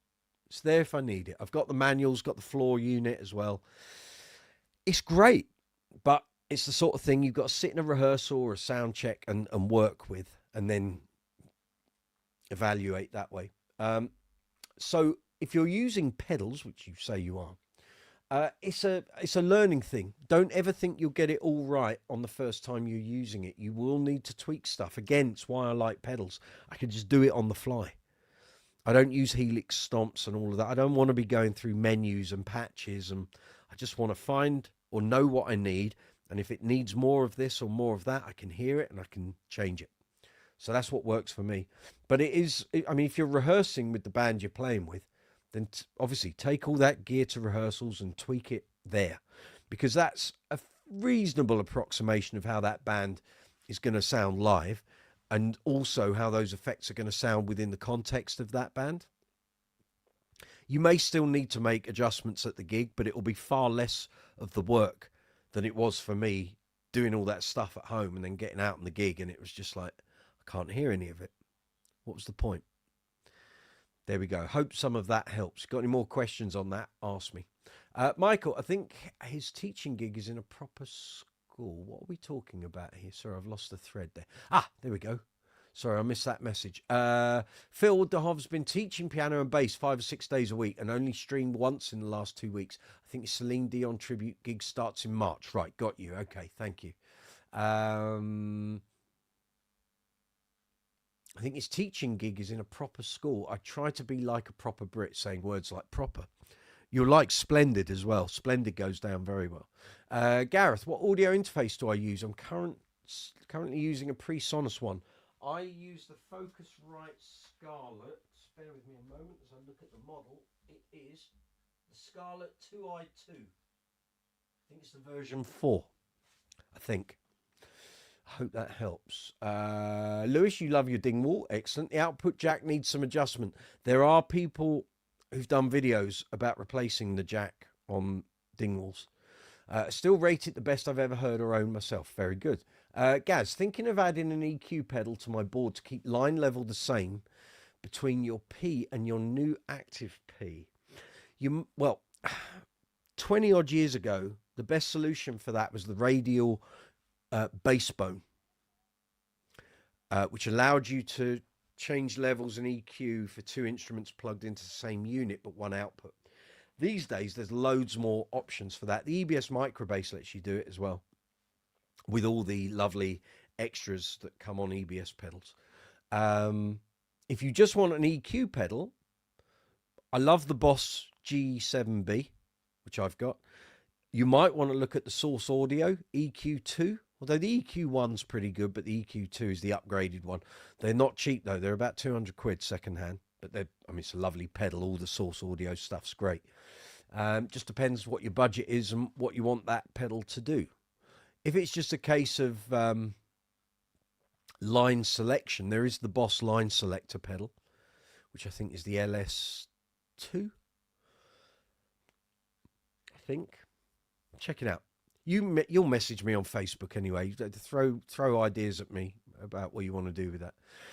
Lewis, right. Only shoegazing and Pink Floyd is the best application for reverb and delay, but I use a tri-parallel mixer to control the wet and send and return levels. No mud in your setup. That's all cool. I've never used a reverb or a delay live with any band. Don't think I've ever used any in studio, but that doesn't mean a producer wouldn't add it. I did have Boss delay on the first Boss multi-effects, which was the BE5B, which I do have, and I will do a video on. Keep meaning to do that and haven't got round to it. But never used it in anger on a gig. Never. In anything I've ever done. So, these things, it all depends what material you're playing, what band you're playing with. If you're in original bands, you can do all this stuff. But if you're doing covers, reverb and delay are for the guitarist. They're not for the bass player, generally, in my experience. But if you're doing prog rock, stuff that's a bit ethereal, bit atmospheric, then absolutely go for it. It's delay and reverb is a very rare effect to use on bass. Correct. I mean, John Taylor from Duran used to use a quickly slap-backed delay when they did Wild Boys live. Then he stopped using the effect to get the delay he was using and did away with it. But I think it was more to do with how they introed the song. But there we go. It is 25 to 8 here in the UK. Live chat 151 here on Brooks's Bass Corner. Hope you're all safe and well. I realise on the vertical stream you've just got me in the corner. I should be in an REM song. If you want me to get rid of that Bass Mag cover, I'll do that. But no one has said to do it. You might enjoy that more than looking at me, which is fine. I have no problem with that.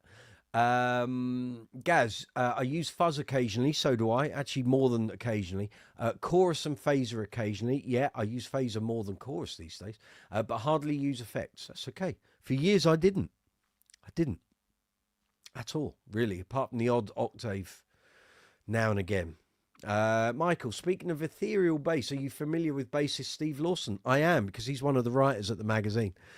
Yes, I'm very au fait with young Steve. He will be there. He will be there. As will Stuart Clayton. As will Ryan Medora. Lewis, don't sleep on the Electro Harmonix tri-parallel mixer and the Empress EQ and bass compressor. The Empress stuff is great. Graham Potts, if anyone wants to purchase a Source Audio EQ2, I do actually have one. I'm looking to rehome. No, that's not a hijack. How much do you want for that? You've never heard of a tri-parallel mixer. Mike, Lewis Wingrove is a man of technology. There's things to do with effects I have no concept of. He knows all about this stuff. So if you've got any questions you want to ask about effects use, Lewis is your man.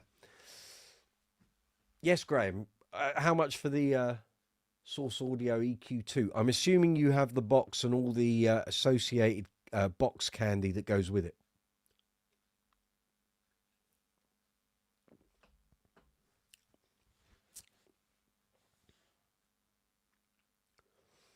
Let me know.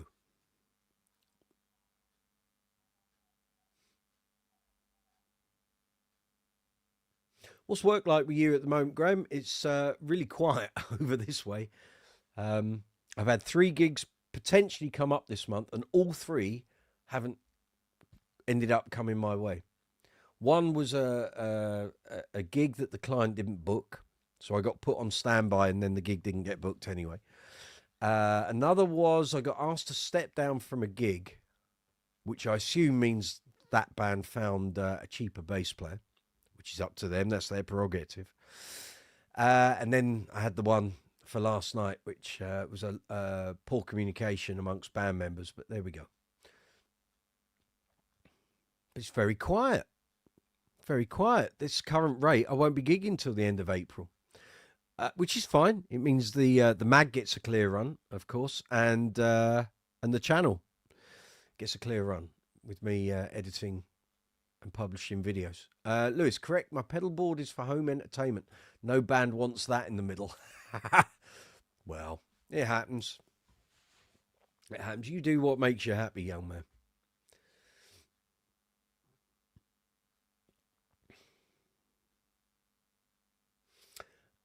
Gareth, you've only had 1 gig this month. Did you do your retirement home gig today? Was there one today?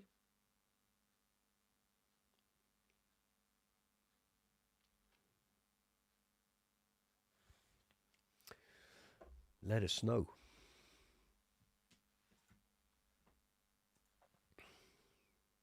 So if anyone's got any questions about anything, any of the content you've seen here on the channel, let me know.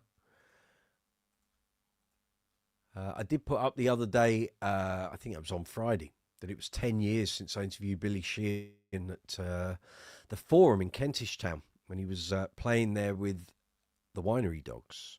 He had a stinking cold.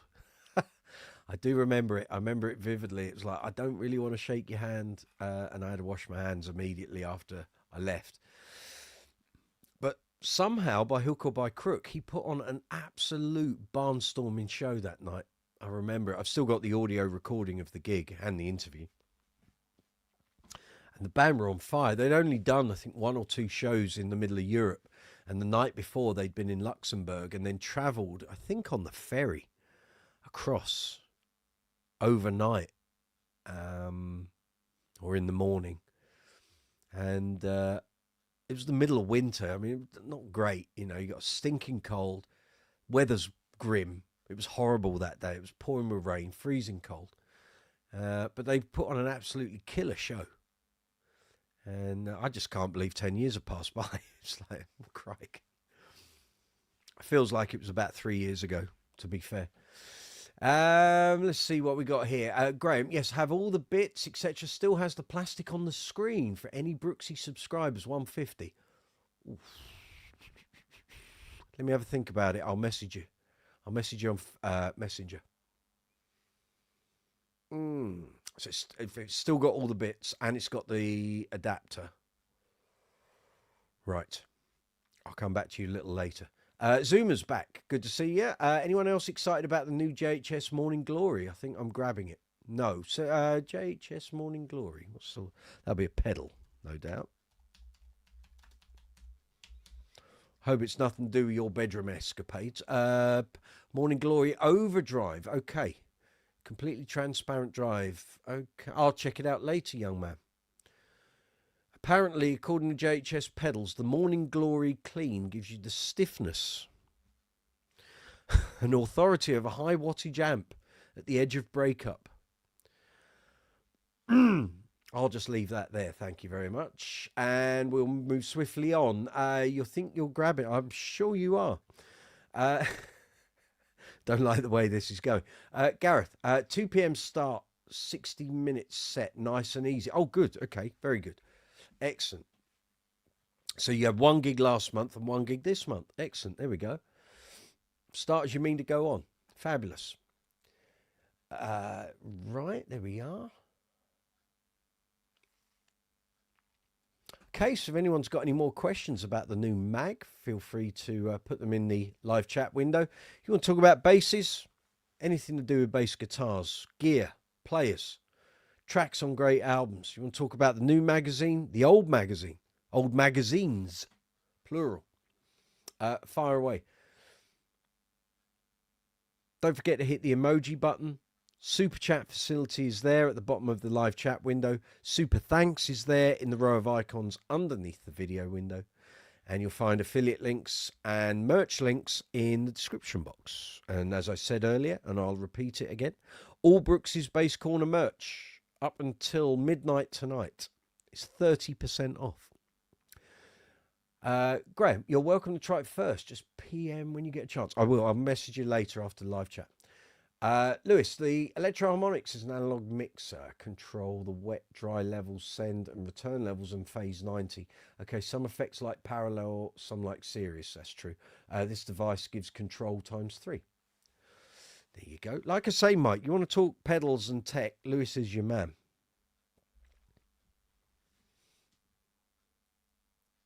He knows this stuff.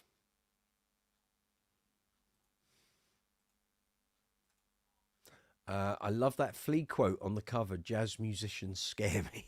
I'm sure they feel the same about him, to be fair. Yeah, all the content that's listed there, I know nothing about. I haven't seen any of it. I'm assuming this is all stuff Joel has prepped in advance. I don't know. We will see. We will see. Gaz, yeah, his new solo material is jazz. Yes, you weren't impressed, were you, Gaz? It's what you'd seen and heard.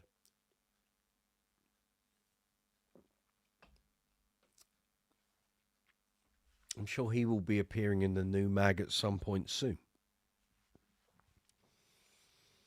So we haven't yet kind of discussed the interview situation. I'm sure Joel will be doing the bulk of those, but I'm hoping there will be a few come my way, which, like I say, will re-establish connections with a few of the let's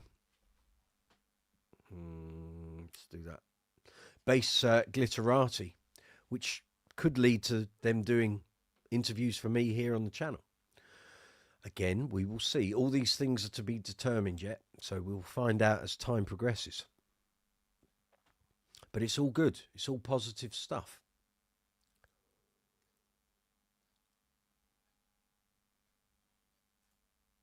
Let's see if we have any more subscribers. We've had 4 since we went live. Have we got any more? Any more? No, none yet. That's fair enough. We've had, oh my word, 338 views. Thank you very much, folks. Good to have you along on Sunday. We do this live chat every Sunday evening. 6 o'clock UK time. We run for 2 or 3 hours. What's that? Lewis, now if you have 9 time-based effects on a chain, oh my word, you have better things to do than stomping 9 buttons. Correct. Correct. Gaz, mind you, Flea was a jazz trumpet player before he took up bass. We'll blame that then, shall we?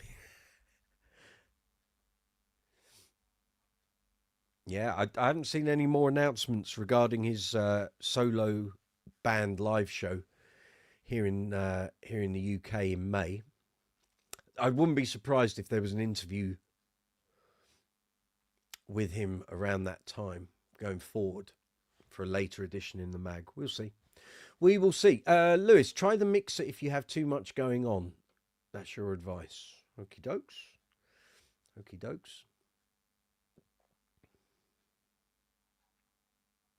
I need to have one of those pedals in order to do that. It's not the sort of thing I'd go out and buy because I probably wouldn't use it. Certainly not on the gear I'm using. So I keep things relatively simple in that respect. I run one signal, and on Uncle Funk I have a small board. There will be the larger board will be coming back into use this year. And that's a video in itself. So be prepared for a workshop video where I'm piecing my pedal train board back together with everything I need, and then having the smaller board for like Queen shows and what have you, and ABBA, where I don't need a lot of effects, but there's a couple of things I can use. Improves the sonics of the bass delivery, if you know what I mean. Gareth, if you have that many pedals, would it be easier to use a MIDI switcher? Possibly, but again, you got to then go into all the programming it all up. Some people love all that. They love the geekiness of sitting in a room and just playing for hours and hours and hours, sorting all their patches out. I don't. I did, like I say, I did it for the PV bass effects. I'm not something I want to repeat. I'd much rather have pedals that I can instantly hear what's going on. And if something isn't right or isn't the way I want it to sound, I can instantly make that adjustment. I haven't got to go scrolling through screens of options and take things out and add things in.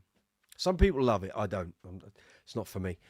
Michael, Gaz, that's a fun fact indeed. Flea was a jazz trumpeter. Certainly was. Certainly was.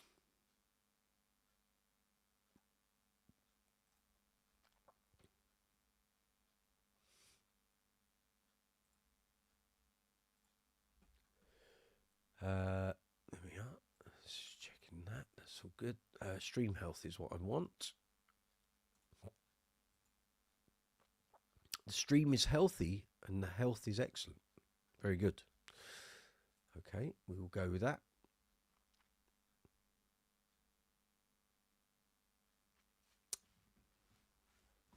Has anyone bought anything new? What's on the shopping list? Anyone looking for anything at the guitar show? Because obviously there's going to be a floor. I think it's the upper floor is going to be bass only. So some of that new NAMM stuff will no doubt be appearing. I know Bass Direct are going to be there amongst other retailers. So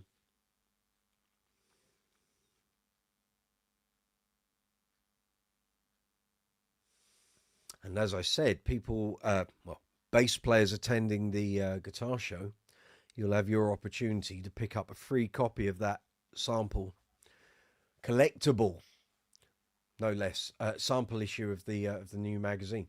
Gaz, try to rewatch Rick Beato's Flea interview, but all the jazz talk went over your head. I get that. Zuma, you just bought the Morning Glory clean.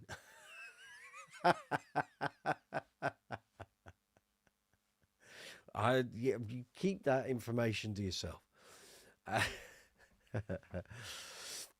So what's the output schedule on your channel? When do you think we're looking at in the calendar to do our next video, young man? Month? Couple of weeks? More than a month? Got to be pleased with those views and the comment counts. Excellent. Wish I had that many comments on my videos.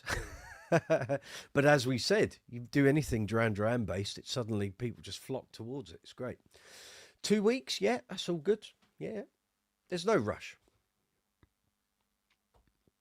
We're not. I mean, the thing to be in rush about was the Power Station box set, and now that's out. Doesn't matter. There's no point of rushing. We'll go at our own pace. If you don't know what I'm talking about, let me put the links up. So Zuma and I I've done a series, or we've started a series of Duran, what would you call it? Reviews, kind of. We're talking, we're basically going through the history of the band album by album. Let me just get to Zumaz channel. I'll put the links up. So we've done 2 videos. We've got this one. This is number 1.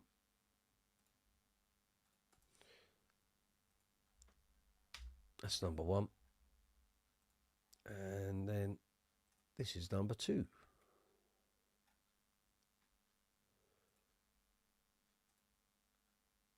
You'll be monetized before you know it, Zuma.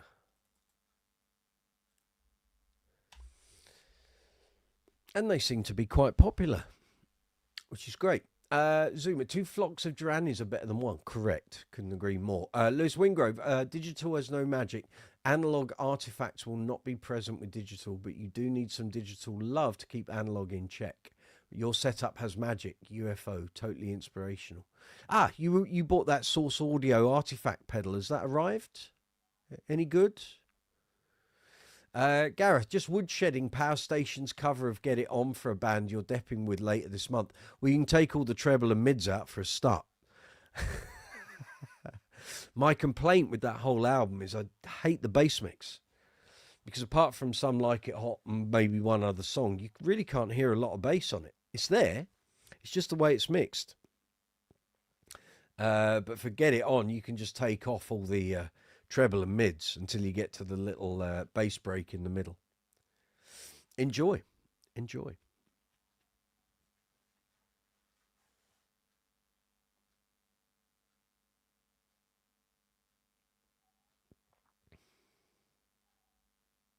Hope your guitarist can do a good Andy Taylor impression. And don't let him play it like T-Rex. You can't, it's very hard to combine those 2 different versions. They don't sit right. I did that once with a band. We had the guitarists were trying to play, well, one guitarist trying to play it like T-Rex, one playing it like Power Station. And me and the drummer were caught in the middle, and it was like, you guys have to have a chat and decide how you're going to play this, because what we play as the rhythm section is not going to fit if one of you doesn't adjust. So take your pick. Lewis, this is the reason why them pedal manufacturers are rich. They bait you with the analog. It's magic, really.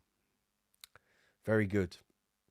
So tell me about your Source Audio artifact pedal.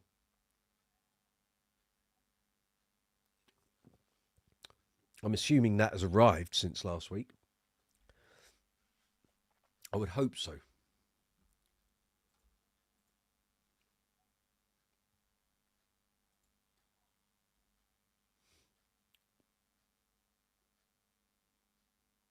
While we're at it, let's just quickly check what the Spurs Man City score was, because live chat went live just as that was starting to a Solanke Scorpion kick. Oh, did they pull it back?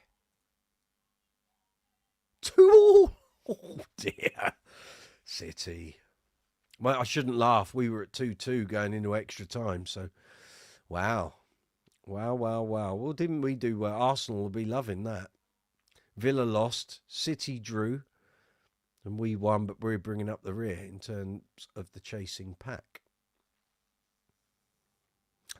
Yeah. As I said, if Carrick had been in charge since December, early December, we might be a bit closer there. We dropped so many points. What might have been, hey. There we go, another wasted season. Zuma, forget it on a recommended pick, of course, unless you're going to go nuts and do Bernard's chucking technique. You might have blood on your hands if you do that. That's not for the faint of heart, that's for sure. And it takes a lot of practice. Okay, it's coming up towards 8 o'clock here in London. Hope you're all safe and well. Hope your bass playing's going great. If you've been gigging over the weekend, tell us where you've been playing. Who you've been playing with. In terms of music, of course. I don't want to know the rest of it. Gareth, true bypass or buffered pedals? true bypass, I think. For me, you need at least one buffered pedal if you have a big board so your tone doesn't drop. I've never had that. When we first came out of lockdown, I started using the bigger board with Uncle Funk before I realised there were too many pedals on that board for what I needed. I didn't notice the tone dropping. I think it depends on the effects you're using and maybe the band you're in. Because in Uncle Funk, I've got to produce a full-on bass tone. Yet nothing I used was robbing tone as far as I'm aware. Not that I noticed. I certainly didn't notice it in my ears. And when I stopped using the big board and went to the smaller one, I didn't notice a change in tone. Maybe I just picked good pedals. I don't know. Lewis, now you're on your way out of this rabbit hole called pedals. I will have to go multi-effects processing unit just to save money. The good stuff is $300 to $500 each. Yes, it is. And the rest. So, yeah. Yeah. It is a rabbit hole, this stuff. You end up chasing your tail. I bet within about 3 years you'll be back on pedals.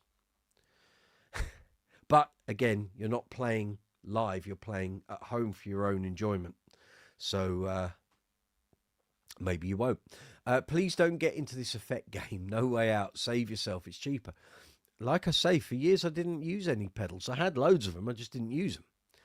And now with the channel, you've got to do it. So, yeah, there's sense in the madness here for me, anyway. Not so sure for you, Lewis.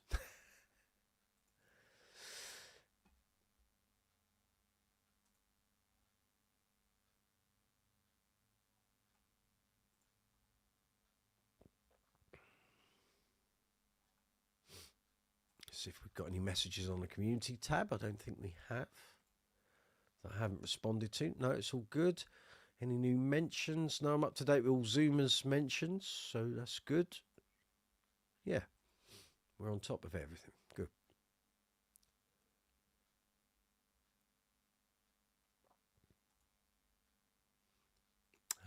That's all fine. Yep.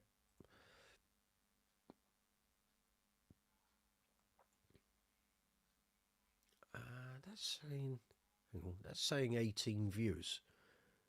That's not saying 18 viewers though.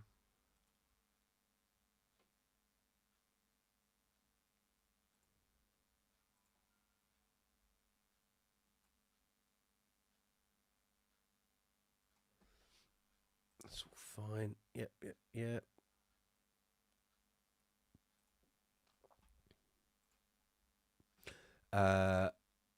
Lewis, just play the bass guitar, your new motto. You've got a very nice dingle and some nice amplification. The pedals are just icing on top. They're for the fun. The bass and the amplification is where the meat and potatoes of it all is.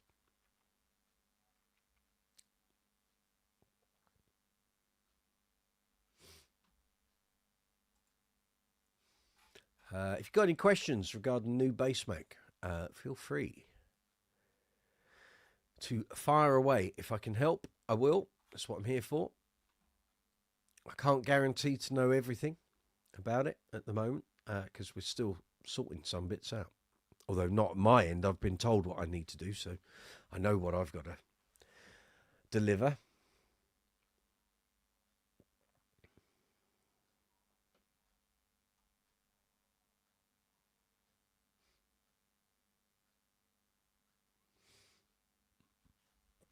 Like I say, the new mag won't be available in stores. You need to buy a subscription from the publisher.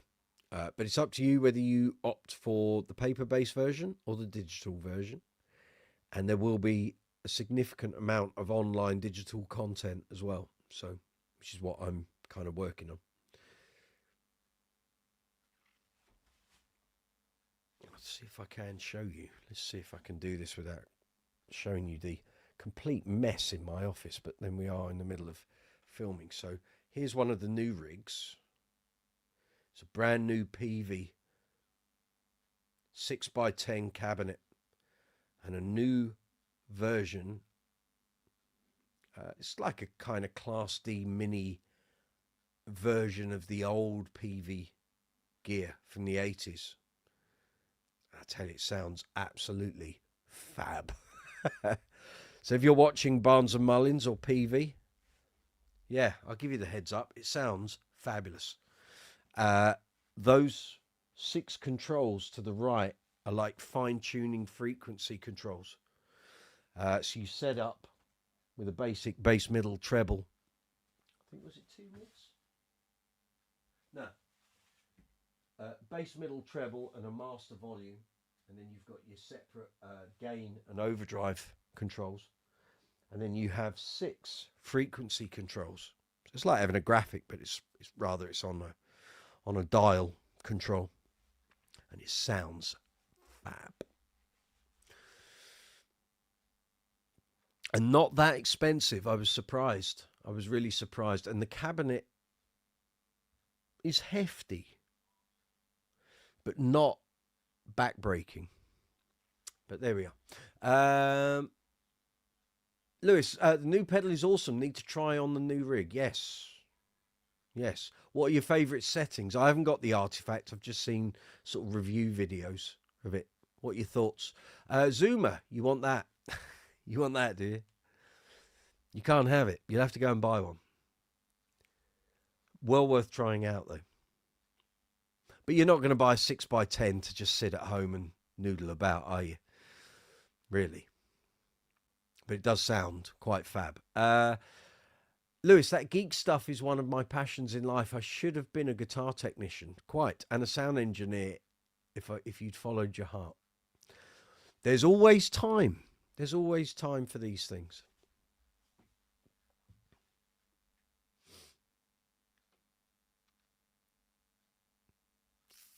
Always time. So come on in, folks. It's just gone 8 o'clock here in London town. This is Live Chat 151 here on Brooks's Bass Corner. We're talking bass guitars, bass players, great gear, basses, effects, amps, all the accessories, all the cleaning stuff. Oh, tipping the old camera. Just bear me a moment, folks. We need to drop that down and those can go up and then we get a better visual, don't we, Michael John? There we are. Better. Yeah. Let's see what you said there. Lewis, I have more experience in working on these instruments than playing. Welcome to that rabbit hole. Stacey, yes, Lewis, life is second, third and fourth. Fourth act. Zuma, you're right about not really using it. However, it would make a hell of a video backdrop. You need to get in touch with PV over your way. Do a review on your channel. And then film as much as you can while you've got it at your place. But as you and I both know, Zuma, good intentions don't necessarily result in practicality. And those things don't happen. But the thought's there.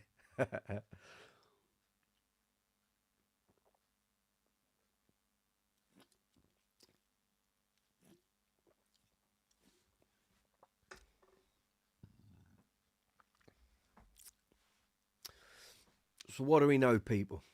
What do we know?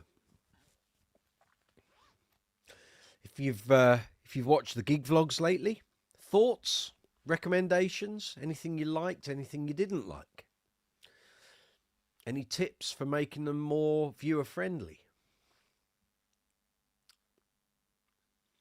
anything you'd like to see me go into in more depth on the gig vlogs. It's a balancing act because I have to try and think, what would people who aren't bass players want to see? But at the same time, I've got to think what you find people want to see on a gig vlog. So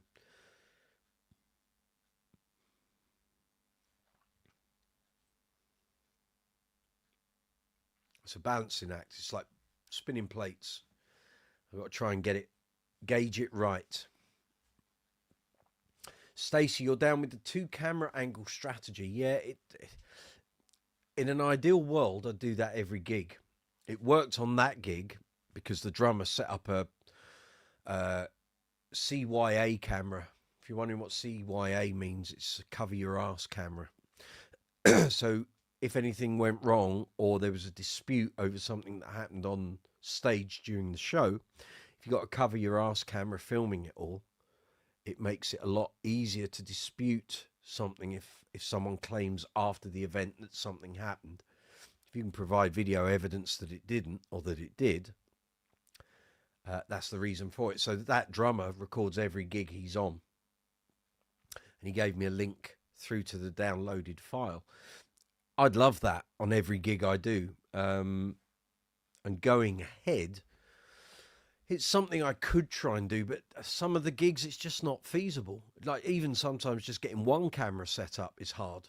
It's like, where do you go? Where can I capture stuff? I'm also very aware that I don't want to put it somewhere where it's going to get stolen. So, which is why I try and keep it on stage, but then that kind of limits the view, which is what happened with the Decades of Dance show that I put up last Sunday. You've just literally got a view of me from the side of the stage. So, but there we are. Lewis, you only purchased it for an old-fashioned record. Lo-fi idea you have. Yeah, I get it. Stacy, he'd have the proof. Exactly. Exactly that. Exactly that.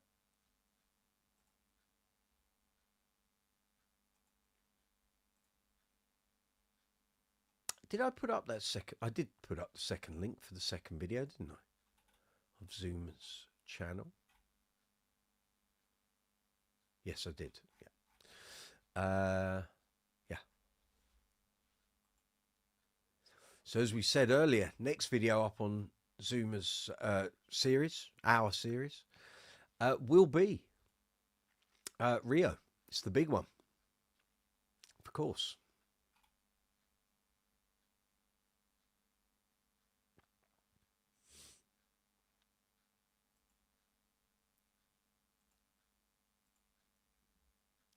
Just check everything's fine here.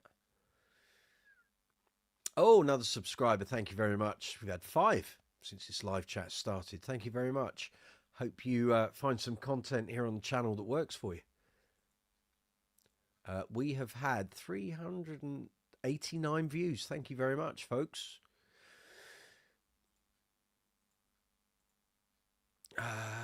There's young Leo. Delay on your pedal board is because we are doing ours by the window with the choir. Right, fine. Oh, you definitely need that. Yeah. That goes without saying, of course. Don't forget at the bottom of the live chat window, folks, you've got the emoji icon. Feel free to give that a pummeling. Please give the video a thumbs up on the thumbs up icon underneath the video. And in the live chat window next to the emoji link, we've got the super chat facility. So if you want to help the channel financially, you can. Super chat is there. We've also got super thanks underneath the video, which is the dollar symbol in the love heart. That exists on every single video here on the channel because we're a monetized channel. So if you want to help the channel, push the video along through the algorithm, you can make a donation to the channel if you wish to do so. In the description box, you'll find links to Brooks's Bass Corner merch. So t-shirts, hoodies, mouse mats, caps, mugs, glasses, cases for phones, cases for iPads, all sorts of stuff. 170 items, 15 different designs, 30% off until midnight tonight. You've got just under 4 hours. If you've been thinking about buying some Brooks's Bass Corner merch, I haven't seen a 30% off discount probably since March last year. So again, if you're thinking of buying some merch, help the channel, help me. Links are in the description box below. Let's just check that. That's all. Yeah, that's fine. That's all good. Yeah. Yeah, that's fine. And that's all going splendidly too. Excellent. Stacey, have I ever mounted a camera on my headstock? No, but it's very easy to do these days. GoPro-ish. No, I haven't. But yet, like I say, it's relatively easy to do all that. The problem is, on most of the stages I'm on, although it probably work on the Queen stage, is that with Uncle Funk, there's so many of us on the stage and moving around constantly. It's just an accident waiting to happen. If I was at the back, not moving, like the Decades of Dance show, I could probably do that. But yeah, we'll see. It's an idea. That's an idea. I think the other thing is you inevitably get someone that messages on the video, I feel sick watching that video, because they get the old seasickness from the constant motion. But that's a possibility. Leo, go and do that on a status. Yeah. Well, you clip it on at the bottom of the body, wouldn't you? And go up the neck.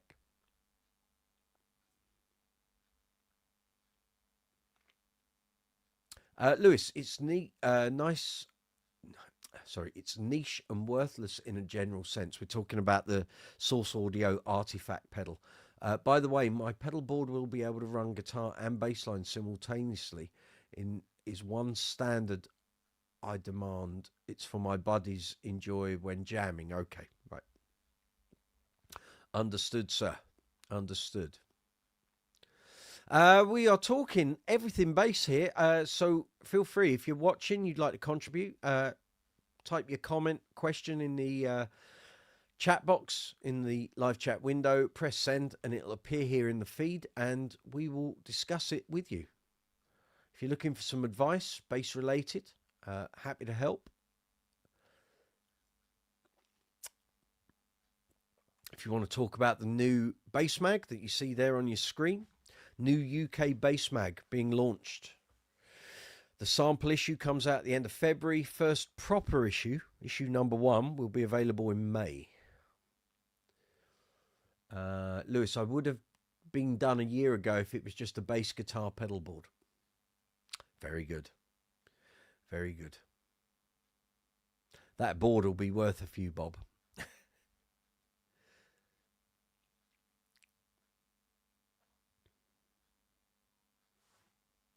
Oh, the old glass has gone wonky.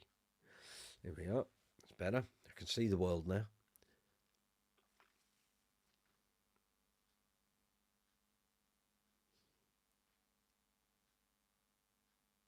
Anyone up to any gigs next weekend? What you got coming up? What's on the scoreboard?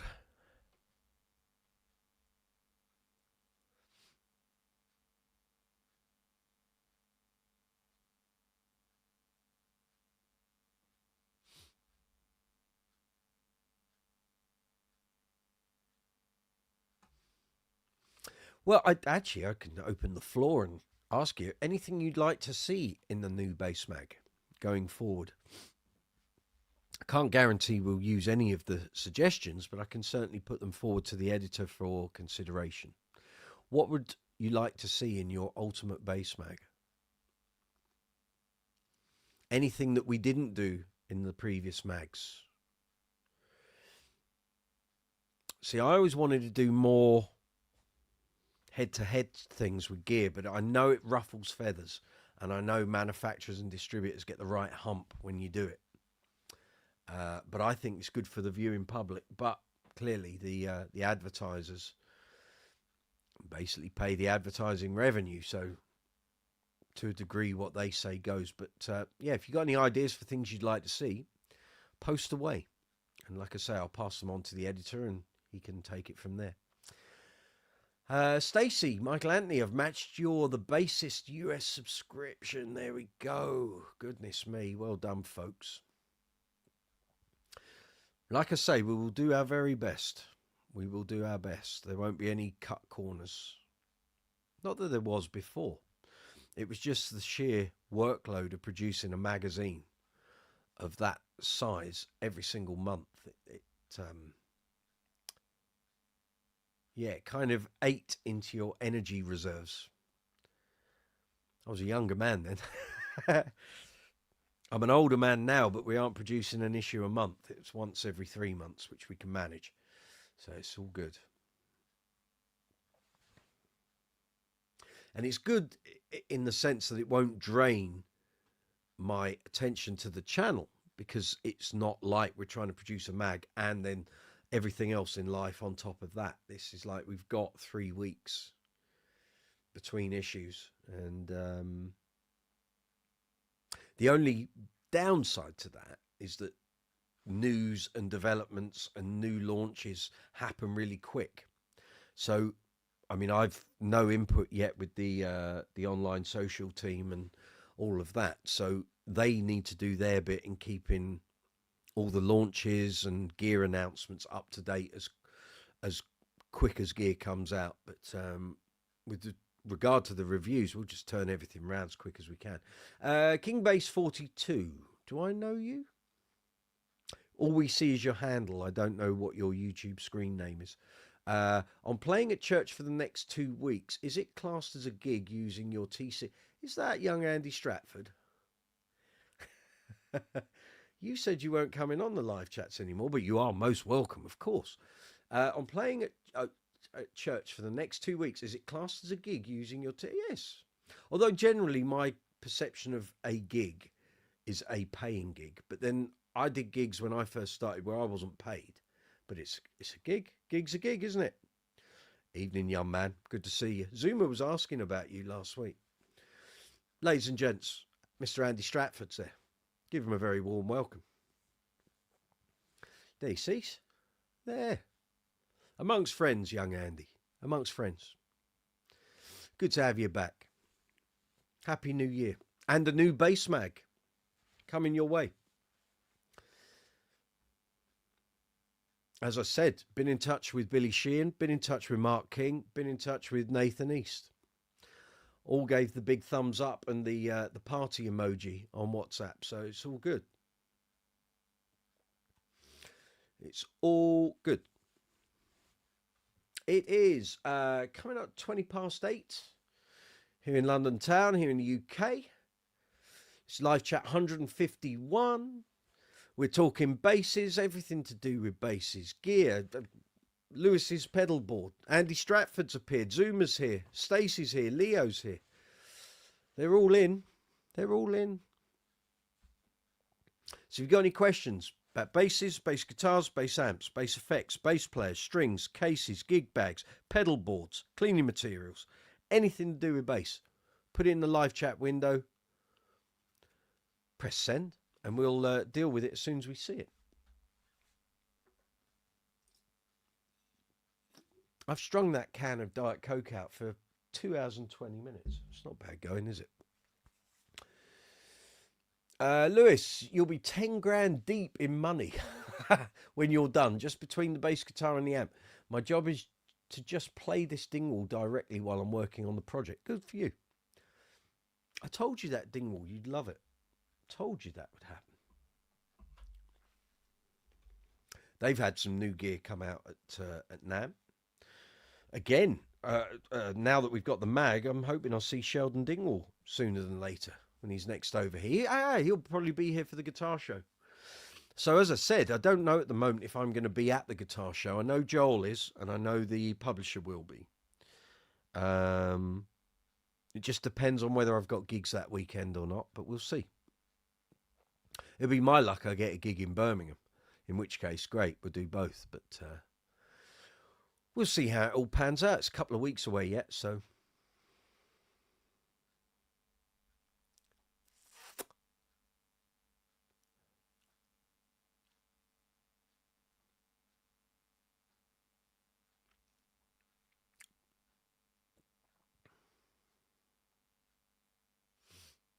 So, Zuma, have you say you've ordered that pedal? Is it just that you've ordered it, or has it arrived? Or have you ordered it while we're here on the live chat? The Morning Glory. Not well titled. Who ever thought of that?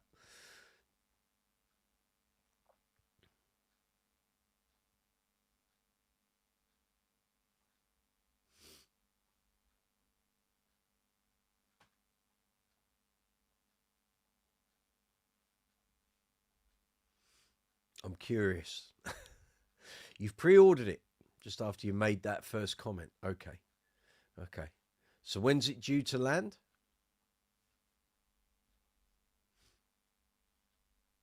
What's the release date?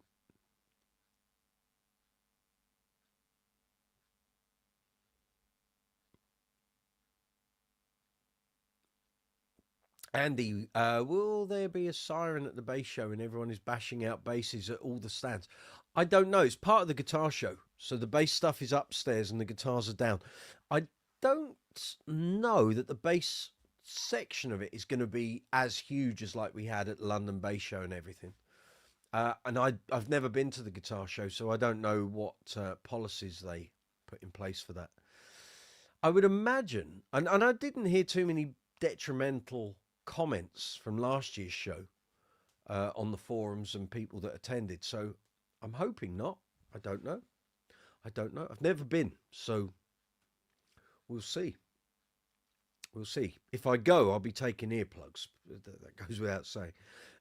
Zuma, hopefully sooner than when I get my Power Station CD. Has that still not arrived? That's bad form. I thought all that got released last week. Although I did see posts that some people hadn't received theirs, but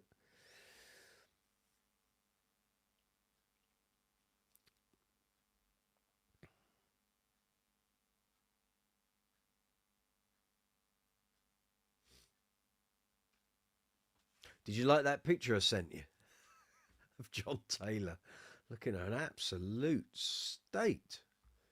It's got to be from late 80. Maybe it was 87 into 88. Maybe. It wasn't looking great, was it? I found that the picture appeared on Facebook on one of the Duran feeds, and JT looked dreadful. It was a long time ago. Clearly having an off day. Didn't know he was going to get photographed. I mean, back then we didn't have camera phones. We didn't have mobile phones. Really.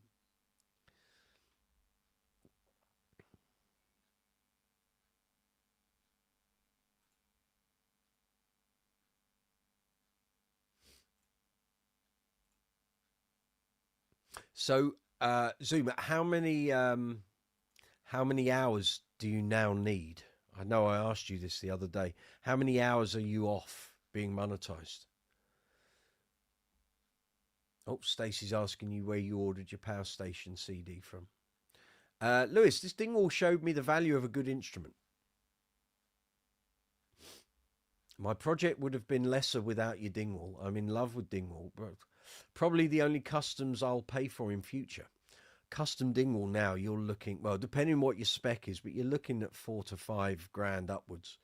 If you think the bass you've got is lovely, try a Z3 if you can find somewhere that's got one. A Z3 will blow your mind.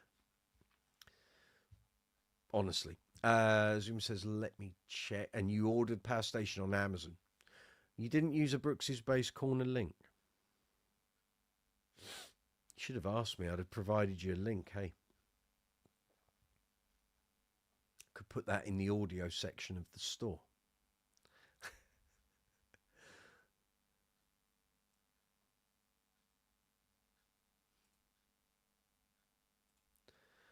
Let's just check in, see how we're doing.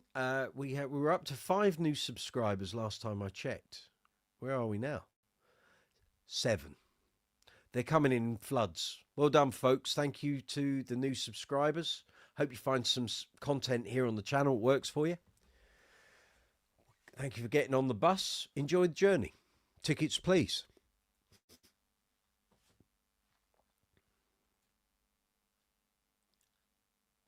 Yep, that's all fine. That's all going okay. That's all done too. Stream health, where are we? All good. Super.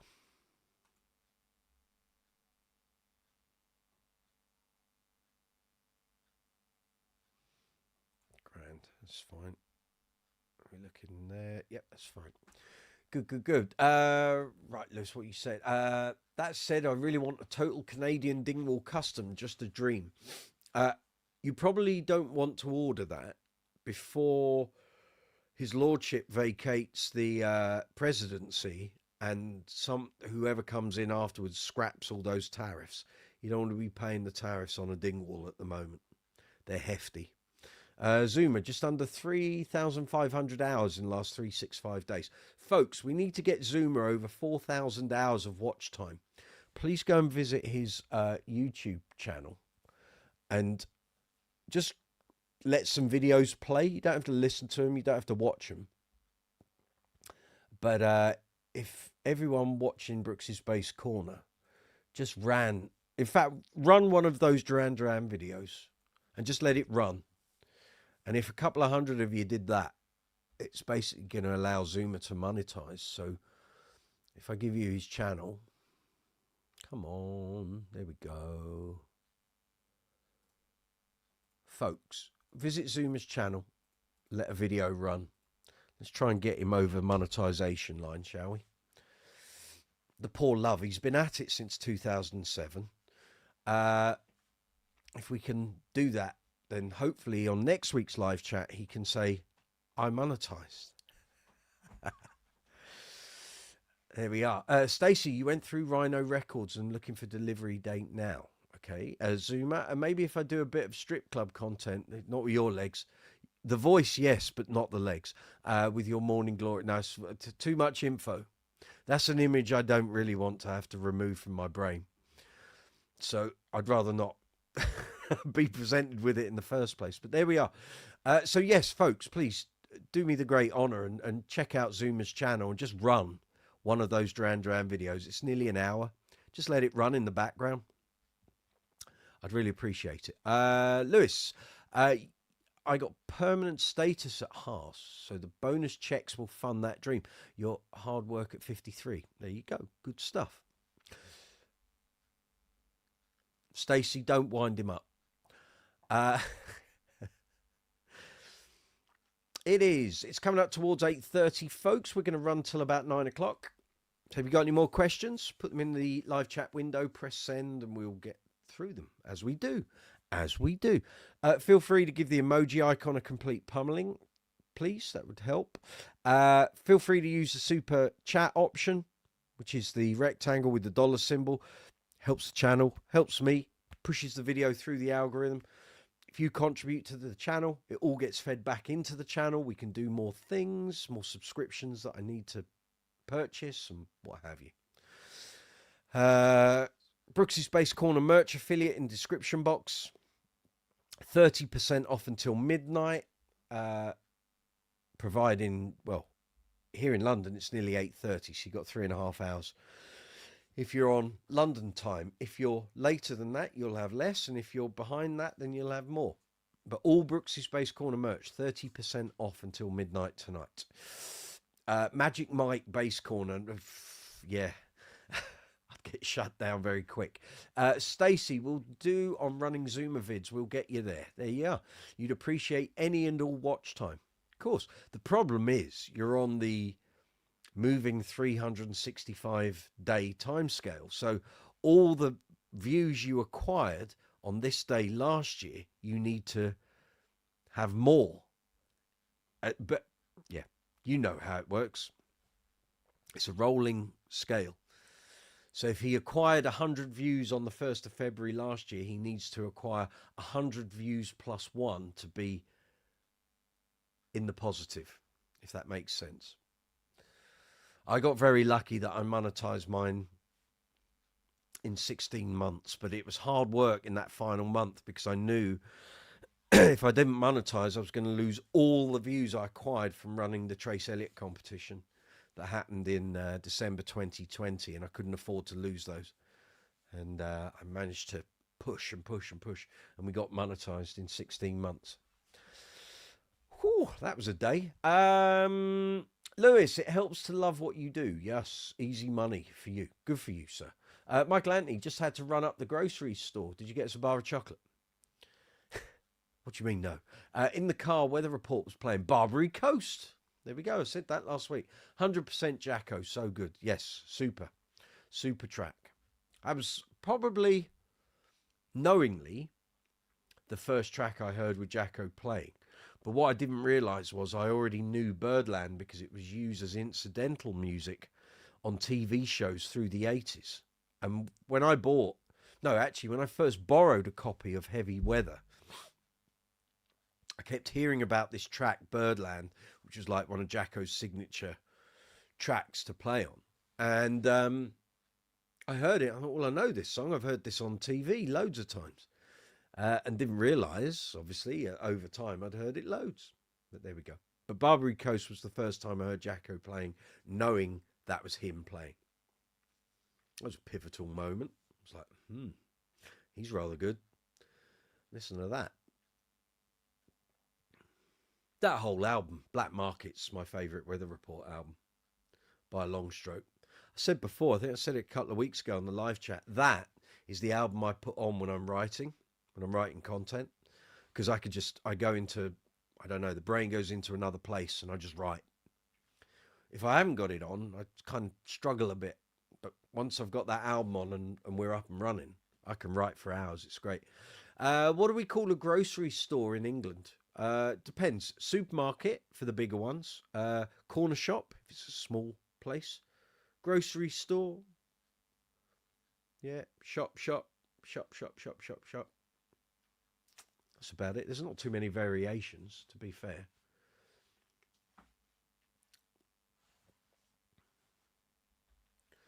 But the big places are supermarkets, so you tend to say what the brand is. So if you're going to Sainsbury's, you're going to Sainsbury's. If you're going to Tesco's, it's Tesco's. All that sort of thing. Corner shop. Well, there's a lot of corner shops here.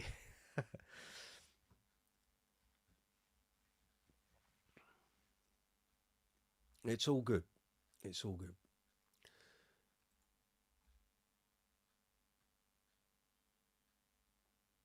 Let's just check the analytics, check we're all firing. We are. We have had, good Lord, 440 views. Thank you very much, folks. Top banana, as always. Excellent stuff.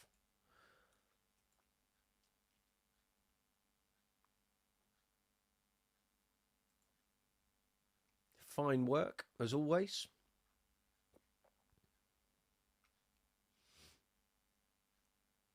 Keith Doherty, what do you think about Laney East DB Pre?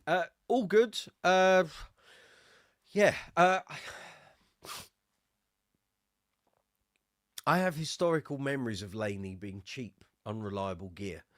They kind of had a resurgence. When was that? 2021, 2022. I'm surprised that Nathan East is their endorsee. I know why. It doesn't take a brain surgeon to work out why. Like a lot of these named players, cash talks, and the years are flying by, and record royalties are dwindling, if there's any left.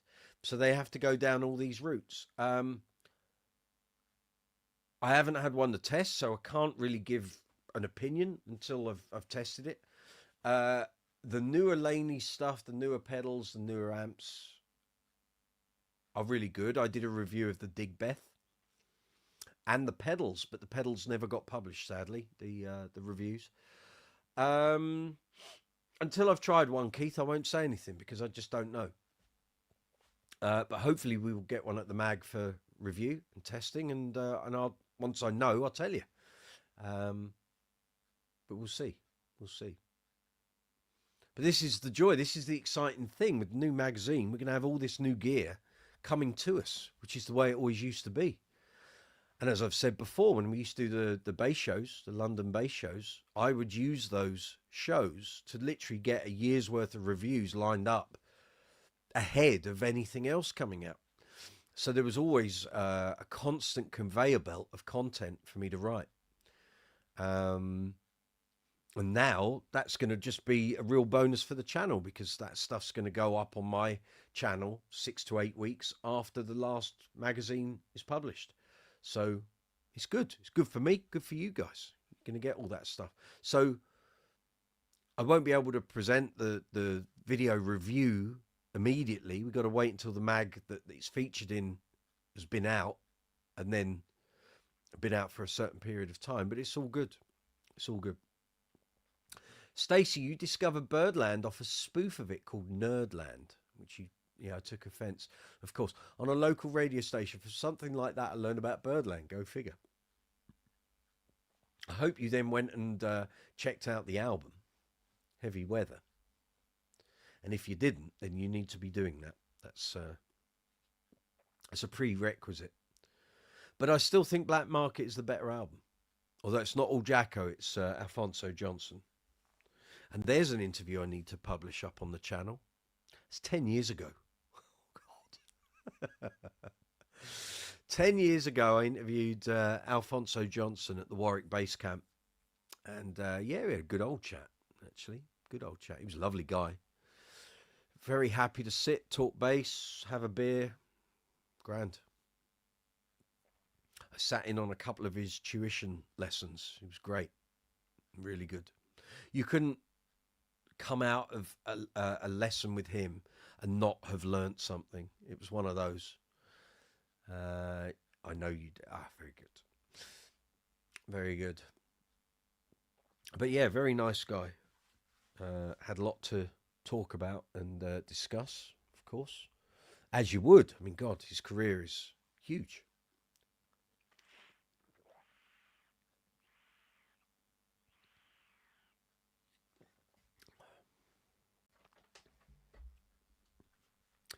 You had to figure out where the song came from. Gotcha.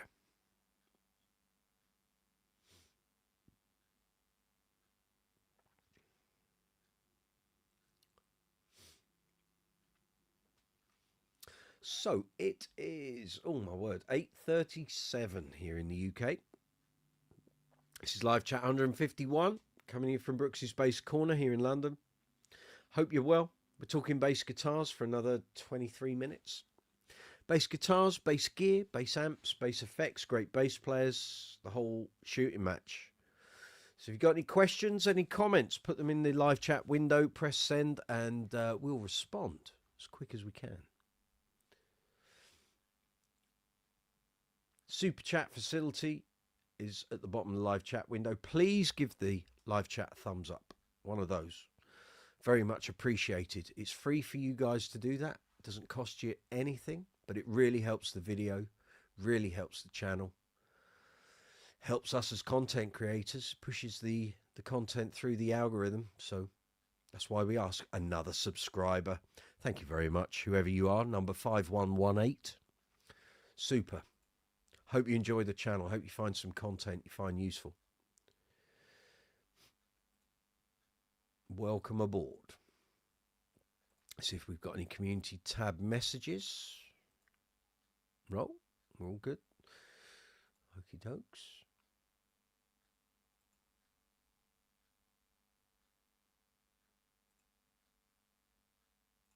Just checking everything's all fine. Everything's working. Oh, we got a message there. What are your thoughts on the pricing of the Walrus Mantle pedal? Yannick Guazala seemed very perturbed by some critics of the price.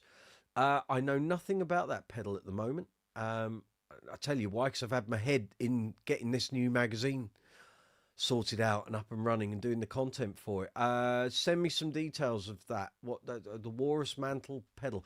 Is Yannick something to do with it? I don't know what it is. Is the Walrus Mantle a brand or is that the product? It seems expensive. Bass preamp DI pedal. Here we go. Let's see what this says. I'm on Anderton's page. The Mantle is a premium too many adverts, Anderton's. It's a premium preamp DI for electric bass, creating coast collaborate. Is there anything coming out that isn't created in collaboration with Ian Allison?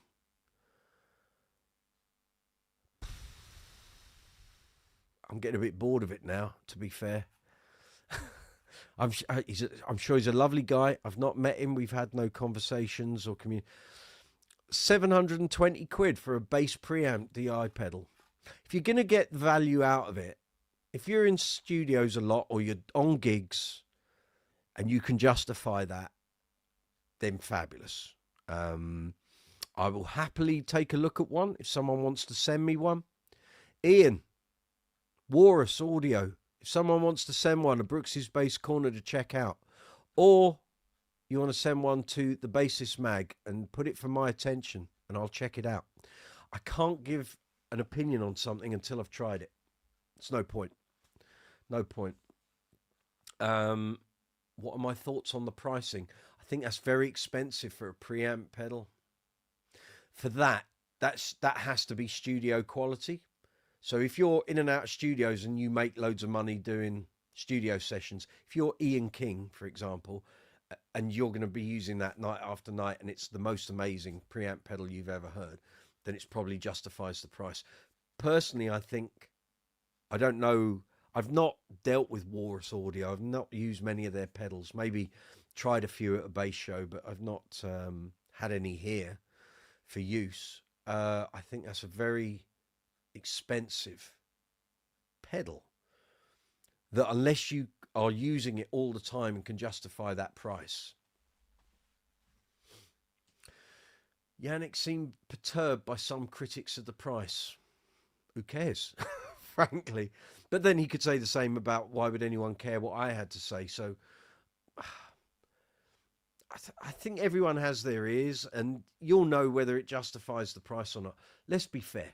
I've sat for 20 years looking at people's social media posts and forum posts, and people spend fortunes on stuff they have absolutely no need for, and then end up selling it, or selling it at a loss. And you think, well, why did you buy it in the first place?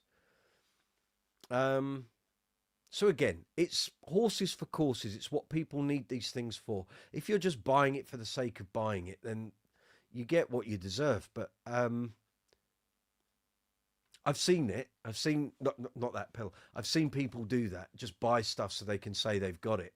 They have absolutely no need for it, but they'll buy it anyway. It's like, well, off you go.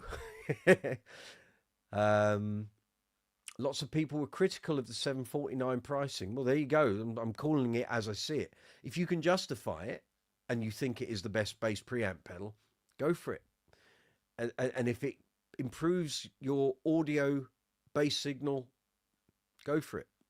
Personally, I wouldn't, but I'm very happy with my Aguilar tone hammer and my EBS micro basses. I don't feel a need to do that. I don't work in studios.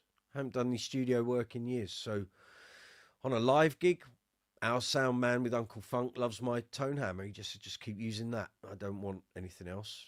Again, as Zumaz saying, the Red DI is $950. The Noble is $13.99. They're obviously trying to get into that bracket. It's par for the course, exactly.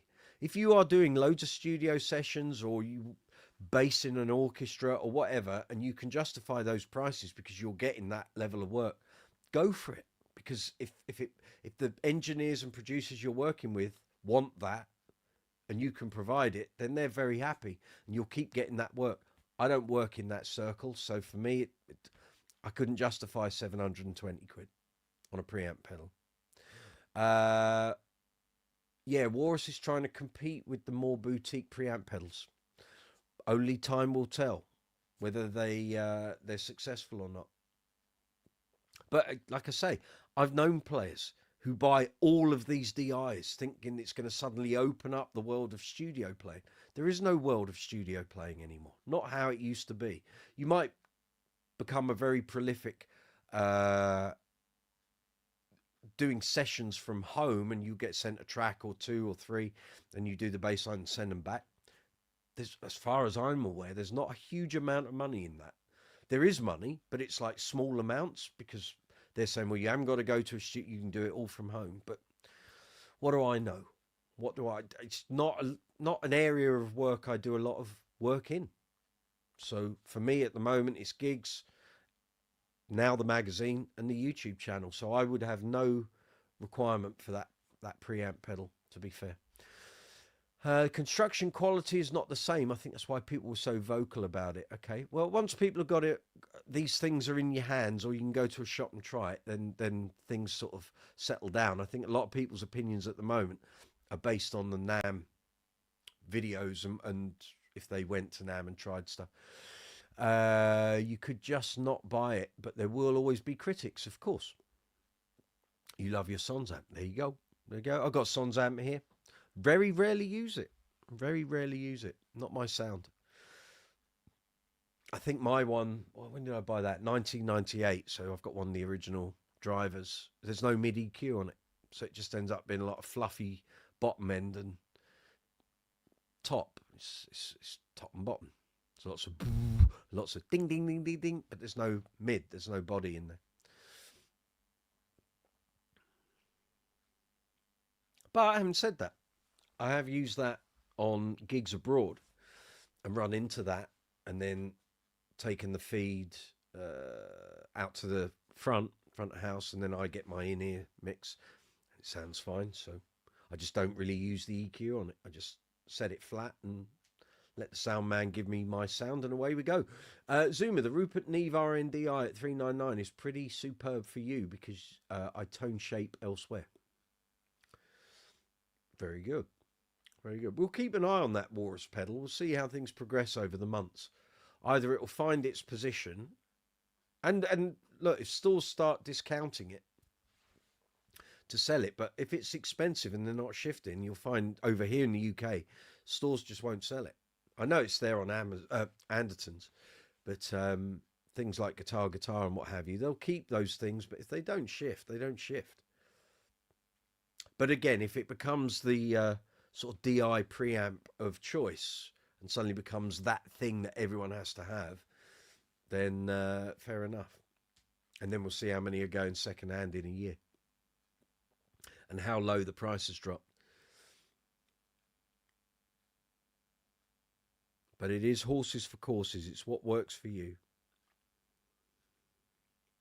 But I'm very happy with my Aguilar tone hammer. The only thing I don't like about the tone hammer is you have to have a specific adapter for it. And yes, you can run it by DI, but it's very temperamental if you have a spike running on the phantom power, as we had on a show, and I've lost that capability now. I can take a DI out of it, but it won't, the power option isn't there anymore. So, unless I can get someone at Korg to fix it, it's not going to be able to do that. So I've always got to have an adapter on it, and it has to be a certain 18-volt adapter, I think. There we are. There we are. We got 12 minutes to go, folks. It's 8:48 here in London town. Thank you for attending tonight. I'm not winding down yet. We've got another 12 minutes. If you've got anything you want to post or anything you want to ask, put it in the live chat window. Oh, we lost a subscriber. It happens. It happens. Actually, this week, it's happened a lot. I've struggled to get above 5,108 subscribers. It's been up and down like a tart's drawers all week. So to get to 117, I'm very pleased with that. It's good going. But someone's just dropped off. Everything's dropping off these days. We have had 482 views. Thank you very much, folks. Excellent work. There'll be plenty of content going up this week, although the end of the week, Thursday and Friday, I am predisposed, but I will try and create content before I go and then put it up on those days. So we will see how things pan out this week. What we got there's messages flying in. Yeah, you like a tart straw. Well, there we go. There we are. Up and down like a tart straws. Leo, pedal board is all done. Excellent. I've missed your message, I think. Pizza time after the live chat. Excellent. I had my dinner before I came onto here. But there's always time for dessert, of course. There we go. Zuma, good old Countryman DI also sounds great. There's loads of great DIs out there. It just depends what work you're doing. What works in a particular musical setting. But to be honest, so many engineers and recording people have their preference. You can buy all this stuff and then never use it. Because you go somewhere and they go, no, I want it through my gear. It's like, yeah, but I've got like £1,000 DI box. No, it doesn't matter. I want it through my gear. I want what I know. I've heard that before. It does happen.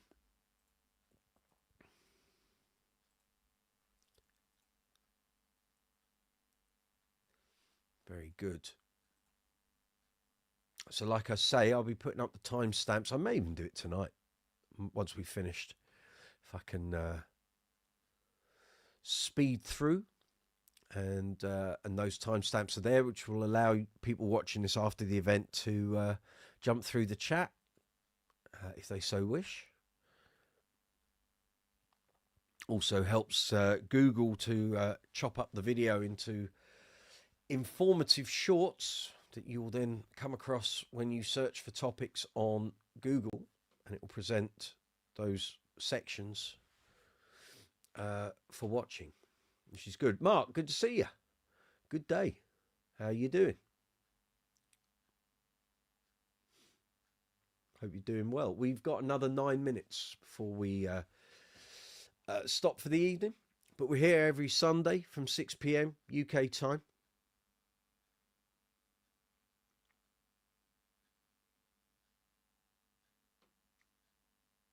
Mark, good day from UM. UM? UM. UM? What's UM? There should be an issue featuring Danny Sapko called the... Well, that's a magazine he should do himself. Yeah. Oh, you're in the USA. Very good. Welcome aboard, sir. Yeah, I'll mention that. I'm surprised he hasn't thought of that. Sold it on his merch page. He could do that one a month. I'm sure he'd do well with that. If he did it digitally, a one-man effort trying to do a paper-based mag, that's not a good possibility. But if he did a digital magazine, that'd be great. I'm sure he'd do very well. Have you got any questions, Mark? Anything you'd like to ask? We're talking basses, bass guitars, bass gear, bass players. If you're new to the channel, you're amongst friends, so chat away. Stacey, what part of the US?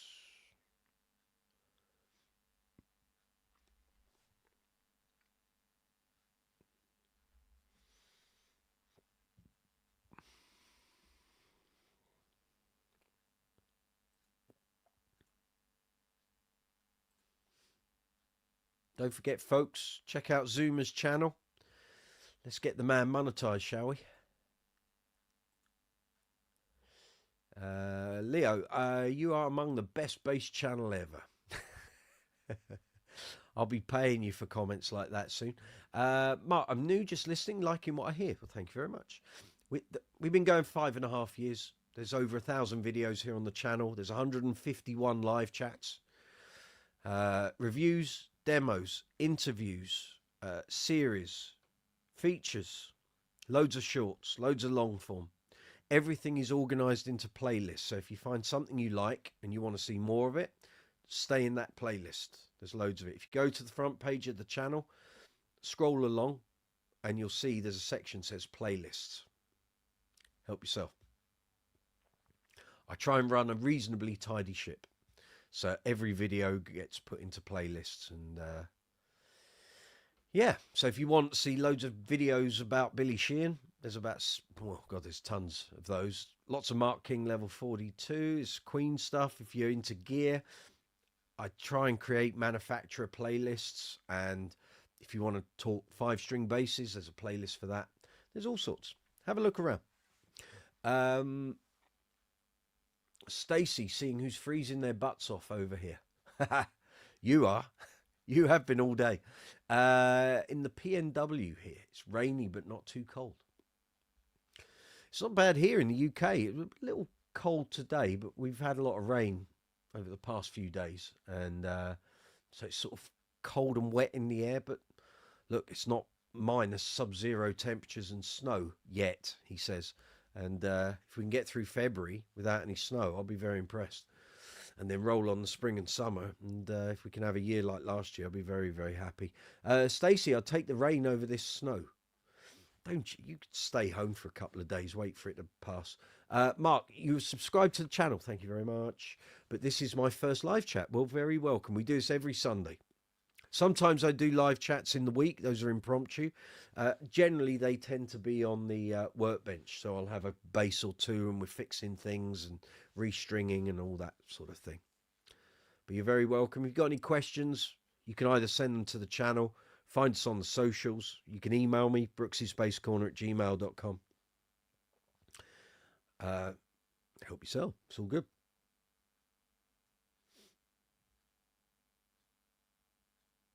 All the video content is there for you to enjoy. If you watch any of it, please leave comments. Please give the videos a thumbs up. Feel free to share out to social media. It's all good. Project the channel. That'd be great.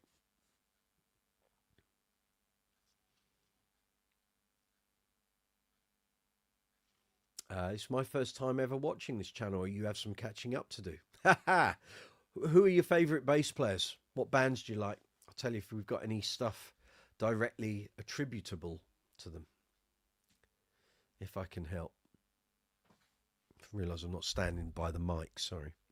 Mike's not by the mic, is he?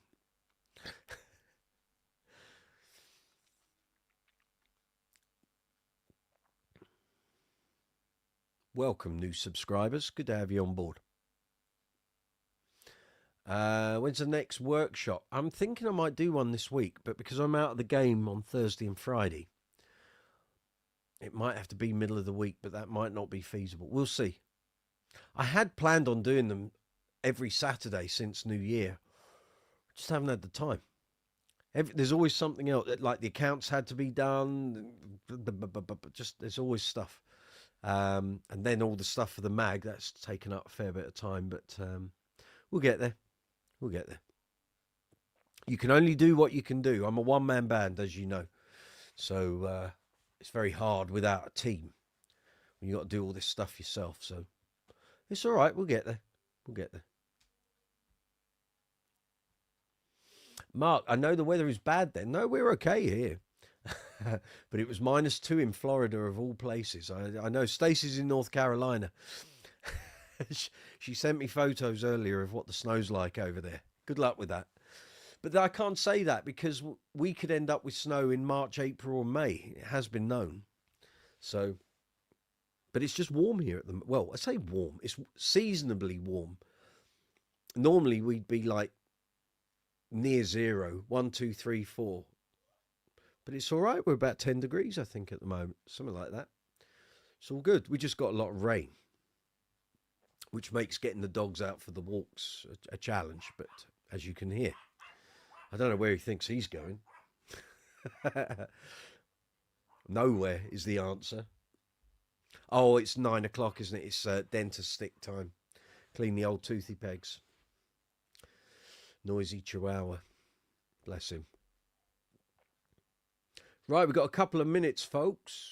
If you've got anything else you'd like to add to the live chat. As I said, super chat facility is there if you wish to help the channel.